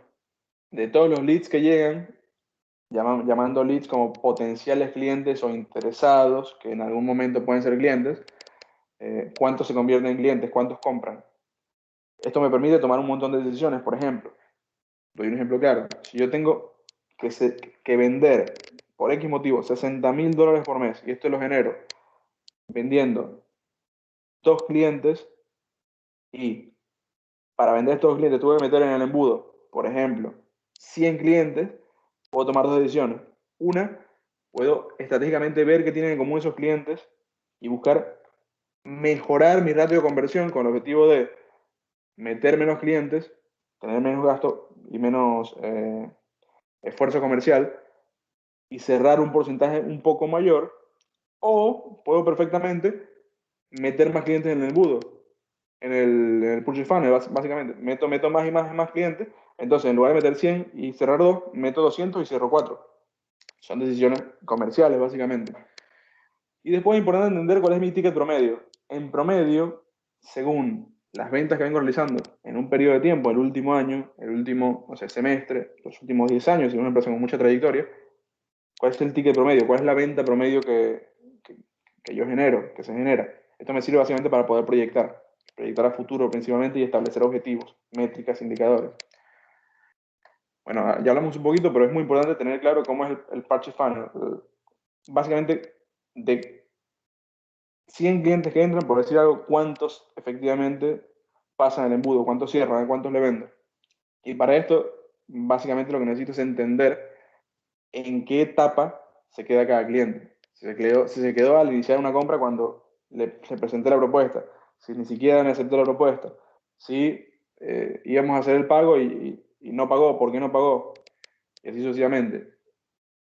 ¿Qué respuesta o qué consulta me puedo hacer a mí mismo acá cuando estoy entendiendo mi funnel comercial? Y básicamente, ¿cuál es mi ratio de conversión? ¿Cuántas propuestas o presupuestos convierto en ventas? ¿Cuántas veces realizo por mes y el tamaño del ticket? Son algunas respuestas que yo evidentemente no les puedo dar porque dependen del negocio de cada uno, pero es importante tenerlas claras para poder establecer estrategias. Y acá me gustaría que agreguen algunos otros motivos, más allá de los que están acá. Estuve pensando un poco por qué básicamente los clientes eligen un proveedor u otro, por qué eligen a la competencia. Los motivos suelen ser estos. Uno, productos o servicios más baratos. Un proveedor básicamente le ofreció a mi cliente o a un cliente o un lead un producto o servicio más barato del que yo ofrecí. Me ganó la propuesta. Otro, mejor atención al cliente. Le dedicó más tiempo comercial, mayor atención. Mayor garantía. Por ahí yo le ofrezco un año de garantía de la instalación y ese competidor ofrece 5 años de garantía. Hay que ver si después efectivamente se cumple, ¿no? Productos o marcas de referencia para el cliente. Hay clientes, y me ha pasado un montón de veces, estoy seguro que a muchos les ha pasado que llega un cliente y el cliente me dice, no, mira, yo quiero SMA, porque o conoce la marca o algún conocido instaló el producto y está muy contento, etcétera, etcétera. Yo le ofrecí por ahí otra marca. Él tomó la decisión de avanzar con la marca que él conocía. Mejor posición en la mente del cliente también. Más visibilidad.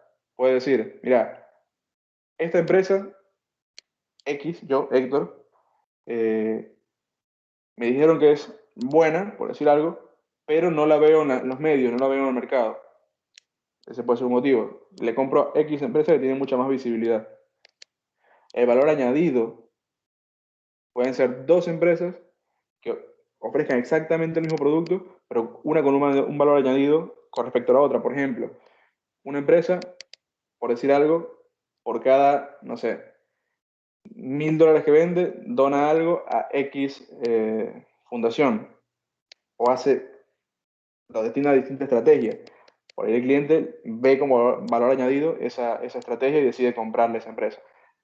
Mejor reputación que nosotros, somos desconocidos o no generamos confianza. Y estoy viendo que están colocando algunos motivos. Uno es la cobertura geográfica, efectivamente, mayor soporte técnico, transparencia y confianza. La confianza es clave, plazo de pago, financiación, etcétera, etcétera. Acá podemos, pero expandirlos hasta el infinito, ¿no? Los motivos por los cuales se suele o se puede escoger a algún otro cliente, alguna otra propuesta, perdón.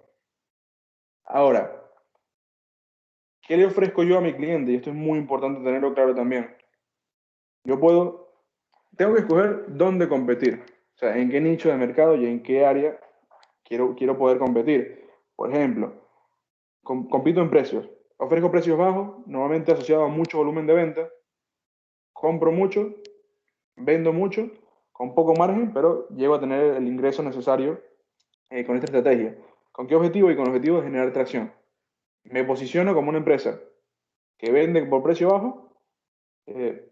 Pueden ser productos de calidad, pero mi estrategia es una estrategia de precio.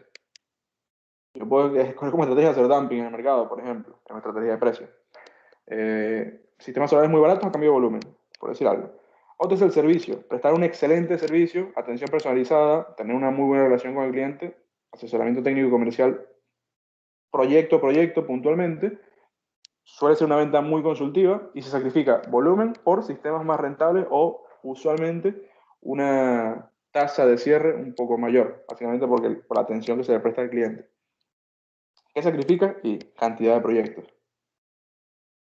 Yo puedo, si no, ofrecerle a mi cliente una actividad muy especializada. Por ejemplo, tengo personal altamente calificado y especializado en distintas tecnologías. En bombeo solar, los mejores básicamente del mercado en sistemas de bombeo solar. Especializados única y exclusivamente en eso. Esa puede ser una. Referente al mercado de microredes, sistemas residenciales, sistemas fotovoltaicos para motorhomes, por decir algo. Pero básicamente yo me especializo en un nicho puntual. Y el otro es el nicho plaza. Yo puedo competir diciendo, mira, me voy a un lugar donde no está nadie o atacando un nicho que no ataca a nadie. Por ejemplo, no sé, me voy a un pueblo X en el medio de la Pampa donde determiné que hay un mercado potencial y ataco ese mercado potencial. Entonces me especializo en ese nicho, en ese lugar o en esa plaza. Esa es otra. Voy a leer algunos de los comentarios. Electromisiones dice paso plago, financiación, efectivamente, estamos hablando de la anterior. Diego González hace un comentario. Este es un mercado inmaduro en el sentido del desconocimiento de parte de los clientes. Partiendo de ese punto, se le dificulta comparar las propuestas y generalmente ganar la propuesta más económica. Para el cliente es difícil comparar peras con peras o manzanas con manzanas. Todo se mezcla y gana el mejor precio. Efectivamente. Y bueno, un poco ese es el motivo por el cual estamos. Hay un montón de personas, no puedo ver ahora cuántas, pero acá, con el objetivo de una u otra forma, poder presentar propuestas más o menos acordes, basadas básicamente en la necesidad del cliente, equiparando o haciendo equivalencia usando unidades como se tienen que utilizar, etcétera, etcétera, con el objetivo de capacitar el mercado.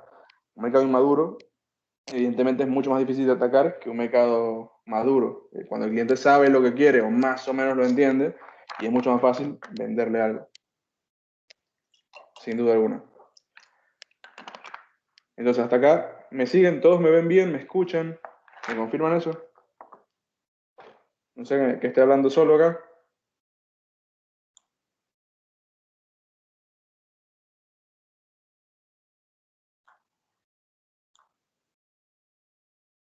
Perfecto. Creo que todos están más o menos escuchando.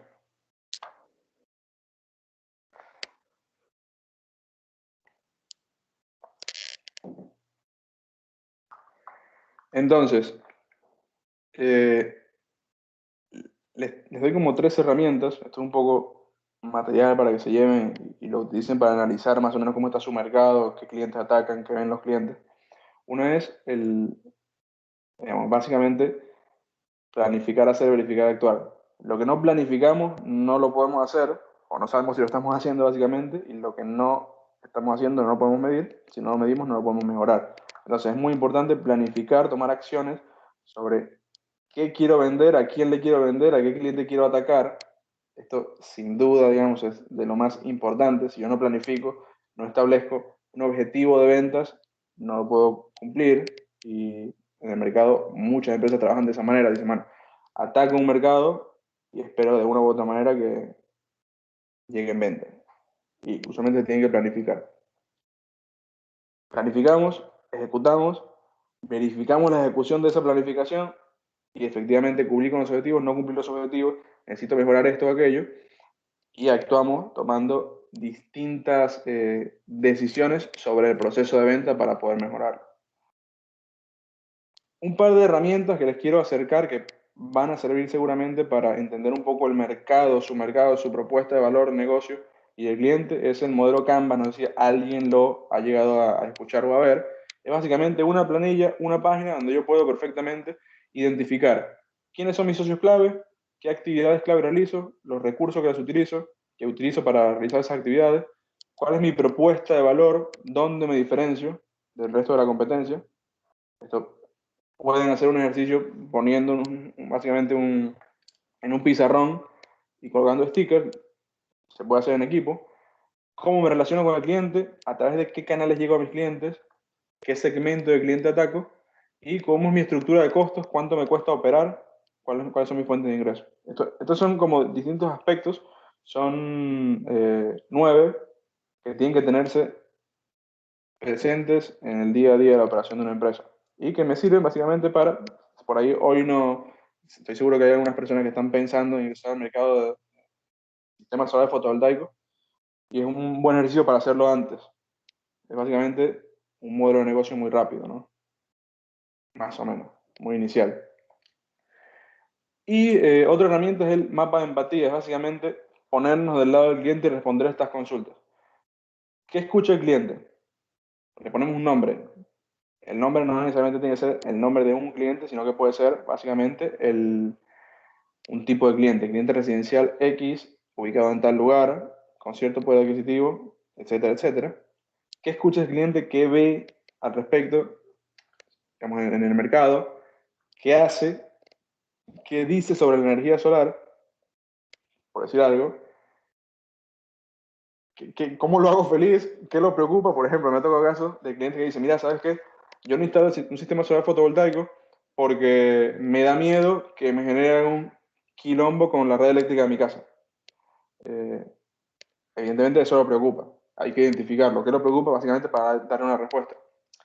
Y después, ¿cuáles son sus miedos y qué necesita el cliente? O sea, la necesidad es básicamente lo que tengo que cubrir, esa necesidad.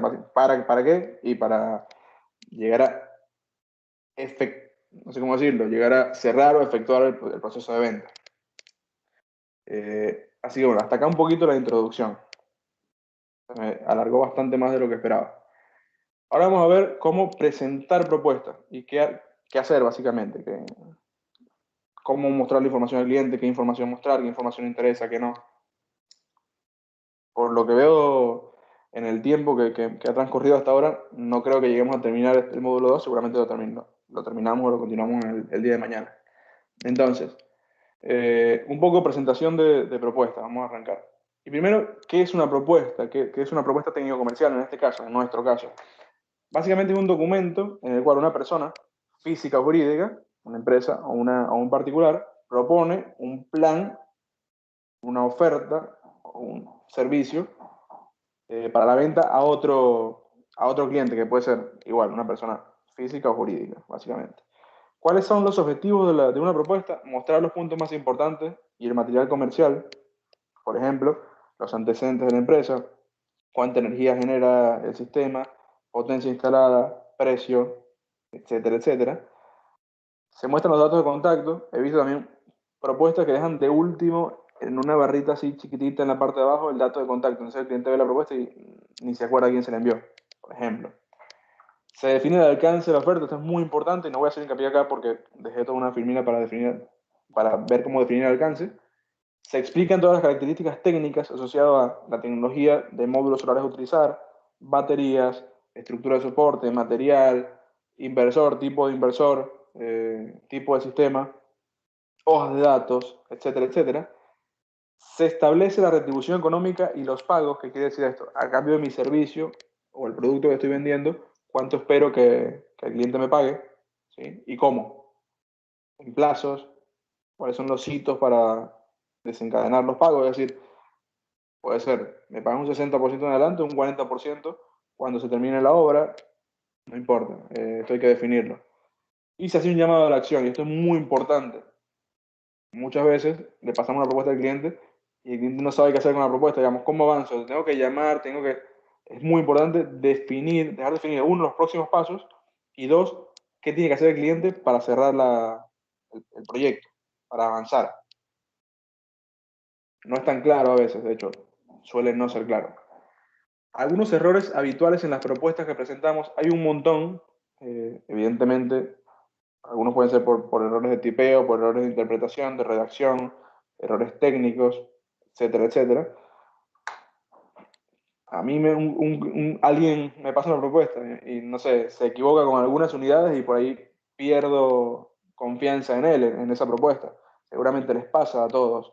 Y a un cliente que más o menos conoce el tema, por ahí ve y dice, y me pasaron kilowatt hora todo en mayúscula.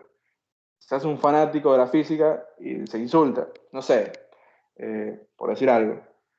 Es importante usar correctamente las unidades. El uso incorrecto suele ser un error habitual. Otra propuesta demasiado larga con demasiada información para el cliente. El cliente, depende del tipo de cliente, busca cierta información en la propuesta. Si yo le paso una propuesta de 20, 30 páginas, usualmente el cliente no las termina leyendo. De hecho, les pido que me comenten sus experiencias, cómo han sido, pero seguramente las propuestas más eficientes son aquellas más concisas, más precisas. No establecer supuestos técnicos y comerciales. Esto es un error garrafal. Puedes llegar a la instalación, a hacer la instalación y que la instalación eléctrica del cliente, por decir algo, está, no sé, muy deteriorada y hay que hacer un montón de modificaciones y el cliente te dice, bueno, está bien, pero vos me dijiste que me ibas a dejar una instalación solar fotovoltaica instalando, andando. Si esto no queda claro, se puede prestar para que el cliente diga, bueno, no te pago si no me terminas la instalación eléctrica de mi casa, porque debería funcionar. Se tiene que aclarar. Bueno, a veces no se define el alcance de la propuesta y las garantías del sistema. Entonces el cliente te llama a los 5 años, mira, se me dañó el banco de batería ahí, pero ya no está en garantía, pero no me lo dijiste, por ejemplo. Propuestas sobredimensionadas o subdimensionadas. Esto seguramente es uno de los motivos por los cuales, no me acuerdo quién me comentó, que a veces el cliente escoge la del precio más bajo. Es cierto, a veces el cliente escoge una que tiene un precio más bajo, aun cuando está subdimensionada y quizá no cubre las necesidades puntuales que tiene el cliente, pero el cliente no lo sabe. Y si nosotros no se lo hacemos saber, ¿cómo el cliente va a tomar una decisión? Usualmente lo podemos hacer o le podemos explicar al cliente, básicamente dándole indicadores para que el cliente pueda comparar. Decirle, mira, no sé, tenés que comparar en kilowatt hora por kilowatt pico instalado, dólares por kilowatt pico instalado. Así comparas las dos propuestas, porque quizás le está ofreciendo una propuesta más chica, pero mucho más cara en términos de potencia específica, etcétera, etcétera. Esto es importante mencionarlo y aclararlo al cliente. No se define el plazo de tiempo de entrega, no está claro el beneficio que obtendrá el cliente por hacer la instalación. ¿Qué le estamos ofreciendo? Ahorro, autonomía, crear una red eléctrica, bombear tantos litros de agua. Digamos, ¿cuál es el objetivo o cuál es el resultado que Estado estaría obteniendo el cliente con nuestra propuesta? Y usualmente los próximos pasos son confusos. Acá seguramente hay un montón más.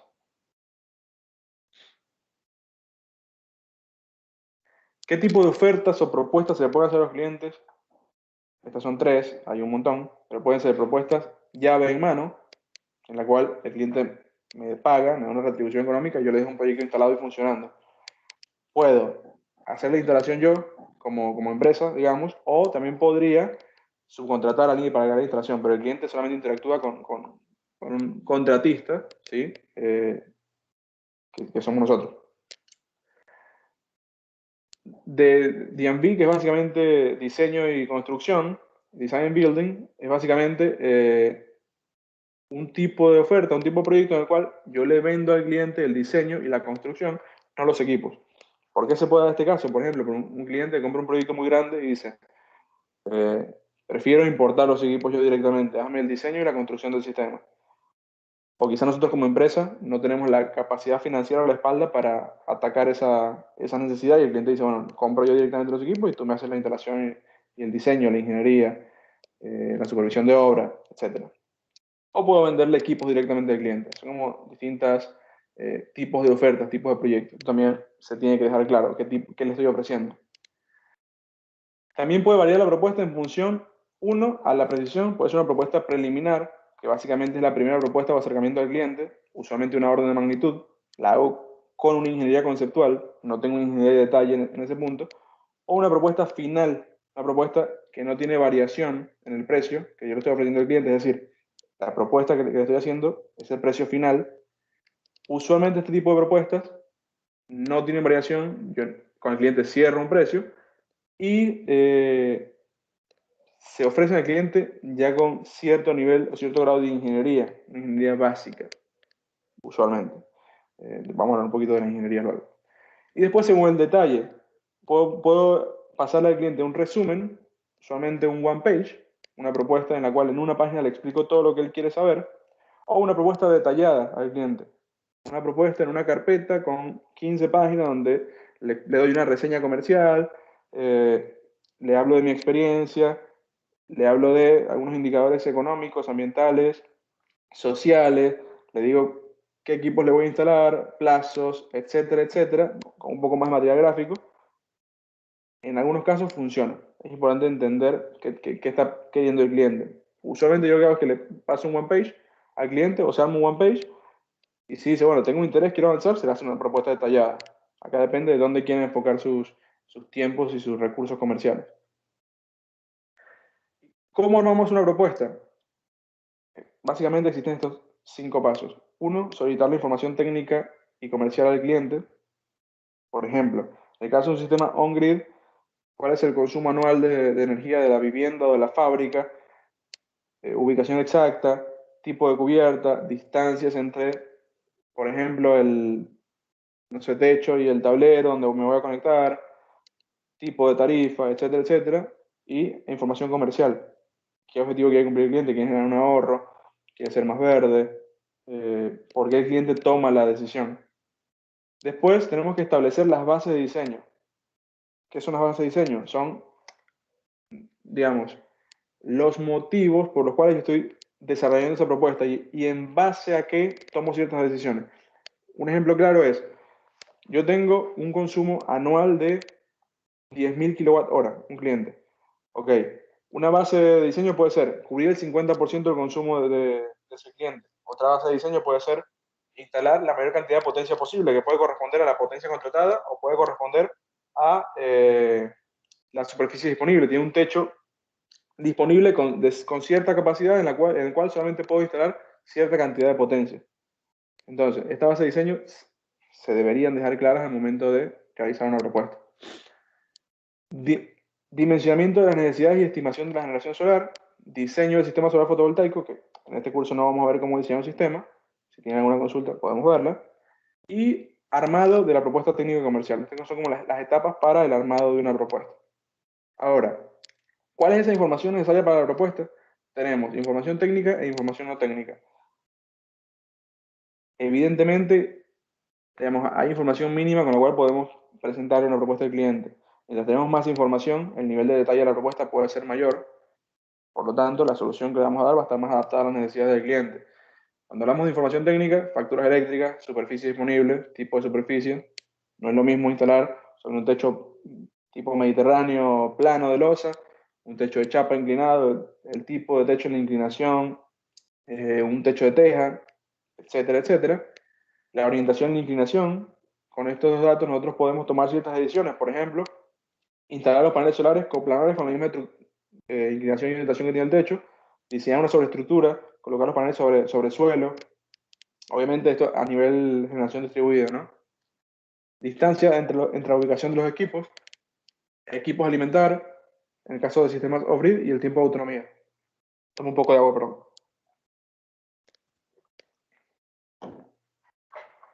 Luego hay información no técnica que también nos sirve y tenemos que utilizar para el diseño de nuestra propuesta. Por ejemplo, la ubicación exacta es información no técnica, pero la necesito para determinar la generación de energía solar, el objetivo del proyecto o la propuesta, qué necesidad tenemos que cubrir, motivación del cliente, porcentaje de energía a cubrir, expectativas, tarifa eléctrica y consumo de energía mensual y anual.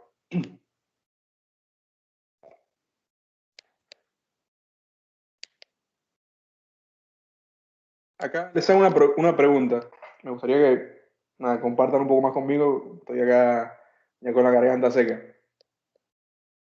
¿Cuál creen, o para ustedes, cuál es la información mínima que suele solicitarle a un cliente para diseñar una propuesta tanto on-grid como off-grid? Y coméntenme eso y comenten también qué suelen hacer, porque esto lo vamos a hablar un poco más adelante. Atacar al cliente desde la solución o desde el problema.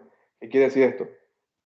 ¿Ven cuál es el problema que tiene el cliente y diseñan una solución? ¿O tienen soluciones diseñadas y las adaptan a las necesidades del cliente? Si quieren pueden ir comentando. A ver, espero algún comentario mientras descanso la garganta.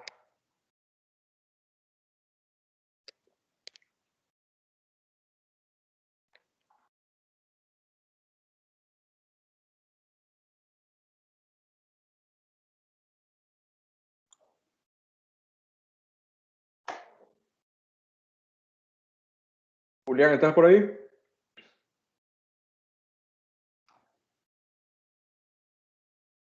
Hola, hola, sí, sí, acá estoy, perdón. Me perdí unos minutos. Está Estaba bien. hablando con alguien. No, estoy... Por si quieres hacer algún comentario que ayudarme a descansar la garganta, que se me está rompiendo. Bueno, veo que hay muchas personas escribiendo en el chat. Sí, ahí están Tomate participando un unos poco. minutos. No sé si ya estamos terminando hoy o te queda mucho. No, me queda bastante, de hecho, porque Ah, hice bueno, bastante hincapié en la introducción, bueno, bueno, pero nada, llegamos hasta las 7 y seguimos mañana, no hay ningún problema. El resto ya es bastante más rápido. Ya no tenemos que definir energía o potencia. está bien. Bueno, bueno, estuvo buena la primera parte. Bueno, nada, si querés tomate unos minutos y podés seguir o volvemos mañana. No, está, seguimos, Ya seguimos. está. Dale, como vos prefieras. Yo creo Ah, que la entonces, gente está entusiasmada, no se quiere ir. sí, veamos. A ver, yo creo que en realidad están entusiasmados porque están Anotando información para el examen de mañana. Sí, porque los premios son muy buenos. Bueno, ahí están comentando un poco sobre de qué manera atacan a los clientes. Sí, enfocados en la solución del cliente, en la solución que ellos proponen o en la necesidad del cliente. Ok, entonces continúo acá un poco. Dale. Nosotros, ¿cómo podemos abordar las propuestas? Usualmente eh, enfocados como de dos maneras. Uno, enfocados o empezando por la solución y otro enfocado o empezando por el problema. Entonces, hay que tener muy claro de qué manera yo le estoy abordando y tener también muy claro de qué manera quiero atacar al cliente. Porque, por ejemplo, si mi herramienta es el martillo y todos mis problemas son clavos, eso es así. Entonces, si yo, por ejemplo, tengo diseñados ciertas soluciones, yo voy a tender a, de una u otra forma, cubrir todos los problemas o todas las necesidades con mis soluciones, que es mi martillo. No siempre es una buena alternativa hacerlo. Suele ser una buena alternativa porque la gestión comercial es muy rápida, porque se puede alcanzar un volumen de ventas interesante, y etcétera, etcétera. Pero a veces es importante empezar o abordar la propuesta enfocados en el problema del cliente. Entonces, no está bien una o mal la otra, son básicamente dos formas de ver un problema. Yo puedo empezar por la solución, por ejemplo, propuestas basadas en soluciones, en una solución usualmente enfocadas en ofrecer kits o sistemas prediseñados que se adapten a las necesidades del cliente. ¿Yo qué hago en ese caso? Tomo una solución, ¿sí? Que es mi solución, es mi caballito de batalla, y salgo a buscar clientes a los cuales le puedo resolver problemas con esa solución. Es una manera. La otra manera es, salgo a buscar clientes, identifico los problemas de cada cliente y diseño una solución para abordar esa necesidad. La segunda, digamos, enfocarnos en el problema, evidentemente nos toma bastante más tiempo que enfocarnos en una solución o tener una solución diseñada. Ventajas de empezar por la solución y permite atacar más rápido las necesidades de los clientes, ahorra tiempo comercial. Desventajas, podernos ajustarse a una necesidad precisa del cliente. Y esto es muy importante entenderlo porque, por ejemplo, yo puedo tener dos casas exactamente iguales, ubicadas una del lado de la otra, y las dos consumen la misma cantidad de energía, pero una la consume en la noche y otra en el día. Y las necesidades son distintas. Puedo tener dos casas iguales, una en Buenos Aires y otra en Salta. Las necesidades son distintas. Puedo tener dos casas distintas, una en Buenos Aires que consume menos y otra en Salta que consume más, pero tiene más potencial de generación de energía solar en el norte, por ejemplo. Puede ser la misma solución que cubra las dos necesidades. Esto es importante aclararlo y tenerlo claro, digamos. Mi objetivo acá en el curso no es darle ninguna fórmula mágica, sino básicamente poder, de una u otra forma, eh, ayudarnos a pensar qué solución brindar al cliente y cómo brindarla. Y vamos a ver algunas posibles soluciones, ¿no? Entonces, depende de cómo yo enfoco o cómo ataco al cliente, tengo también distintos ratios de cierre de proyectos mayores o menores. Entonces, eh, ¿qué debo incluir si o sí en una propuesta comercial? ¿Cómo debe estar estructurado? ¿Cómo debería estar estructurada? Mi consejo, pueden estructurarla de la manera, evidentemente, que a ustedes les sea más conveniente o tomar alguna información de acá y diseñar la propuesta. Uno es la presentación. Debe incluir una breve descripción de una empresa, servicios que se prestan, antecedentes exitosos idealmente y datos de contacto. Supuestos. Bases de diseño según las cuales se diseña la propuesta técnica comercial. ¿Por qué se dimensiona de uno un sistema y por qué no otro? ¿Por qué un sistema on-grid por qué uno off-grid? ¿Por qué tanta cantidad de paneles y por qué no? Es importante mantenerlo claro. ¿Por qué? Básicamente porque de esta manera el cliente puede comparar. Si yo no le doy los supuestos de diseño, el cliente tampoco va a poder comparar una propuesta. A veces conlleva más tiempo comercial, pero nos ayuda a que cerremos una mayor cantidad de propuestas, de proyectos. Contenido, es como la tercera etapa, es básicamente el cuerpo de la propuesta. Debe incluir toda la información relacionada a la propuesta en sí, equipos ofrecidos, tipo de sistema, indicadores técnicos, económicos, alcance de la propuesta, garantías del sistema, tiempos de entrega del proyecto, entre otros. Y por último, anexos. Usualmente los anexos tienen que ser información que puede agregar valor, pero el cliente no necesariamente la va a leer o no la quiere leer. Por ejemplo, hojas de datos de los equipos. Y el cliente, es raro que, depende evidentemente del tipo de cliente, es raro que se vaya a la hoja de datos de equipo y vea parámetro por parámetro del panel solar o lo compare. Hay clientes que sí, está bueno enviarnos los anexos. Hoja de datos de inversores, simulaciones energéticas si utilizan un software de simulación, análisis económicos y financieros, etcétera, etcétera. Y bueno, nos quedamos un poco cortos para respetar un poquito el tiempo de todos. Julián, no sé qué te parece si dejamos la clase hasta acá, porque esta parte que voy a comenzar es un poco larga, que es básicamente qué soluciones se pueden ofrecer. Entonces, prefiero hacerlo mañana que estemos todos con la cabeza un poco más fresca. No sé qué te parece. Julián, no aparece. Julián, no aparece. Y bueno, mientras tanto, me pueden ir comentando qué les ha parecido la clase hasta ahora, qué información quieren que agregue mañana o algo por el estilo. Y nada, cualquier comentario es válido. Comentario, consulta, pregunta. Así podemos seguir mañana.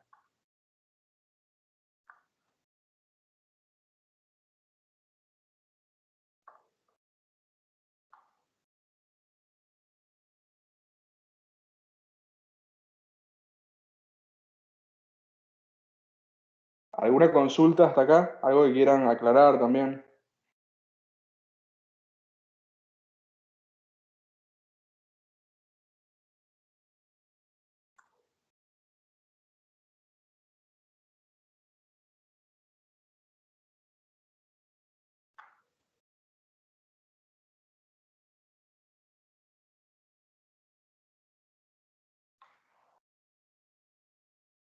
Daniel, sí, el material presentado va a estar disponible. Después Julián se los acercará seguramente. Y Gustavo pregunta, desde mi experiencia, ¿cuáles son los canales de venta que más penetran en el público? Y el canal de venta que tiene más efectividad y que más penetra, evidentemente, son las referencias, las ventas a través de referidos, sin duda, porque ya rompes la barrera de tener que generar confianza. Después, en función de qué tan orgánica, no soy especialista en marketing en lo absoluto, pero usualmente en función de qué tan orgánica sea el acercamiento del cliente a ti como empresa o como profesional, la posibilidad de venta es mayor. Si paras a una persona en la calle y le dices, hola, soy Héctor, te quiero vender un sistema solar, seguramente no te va a comprar nada. Es mucho más fácil que esa persona se acerque a ti de una u otra forma, que tú captes su atención. Samantha pregunta si conviene el análisis económico en la propuesta, en los anexos y no en la propuesta en sí. Usualmente se puede colocar algún cuadro con un resumen breve del análisis económico, pero no sé si una proyección a 25 años, año por año o mes por mes del análisis. No sé si siempre tiene sentido. O no sé si el cliente le va a dar la importancia que merece. Pero bueno, chicos, muchas gracias por prestarme atención, por bancarme y soportarme estas 2 horas. Mañana seguimos con el curso. La clase de mañana va a estar muy interesante. Vamos a empezar a ver algunos temas bastante más técnicos y, y a abordar soluciones. Ya tenemos una intro bastante general. Vamos a ver eso, vamos a ver un poquito del proceso de negociación, cómo suelen ser las negociaciones, y también vamos a ver un poco de análisis económico de un par de proyectos. Les voy a dar algunas herramientas. Así que espero haya sido de provecho y nos vemos mañana. Muchísimas gracias por estar. Y Julián, si apareces, me despido de ti también. Acá estoy, acá estoy. Ah, Bueno, muchas gracias, Héctor. La verdad, buenísima la clase. Y bueno, nos vemos mañana. Mañana les enviaremos un nuevo link. dale, perfecto.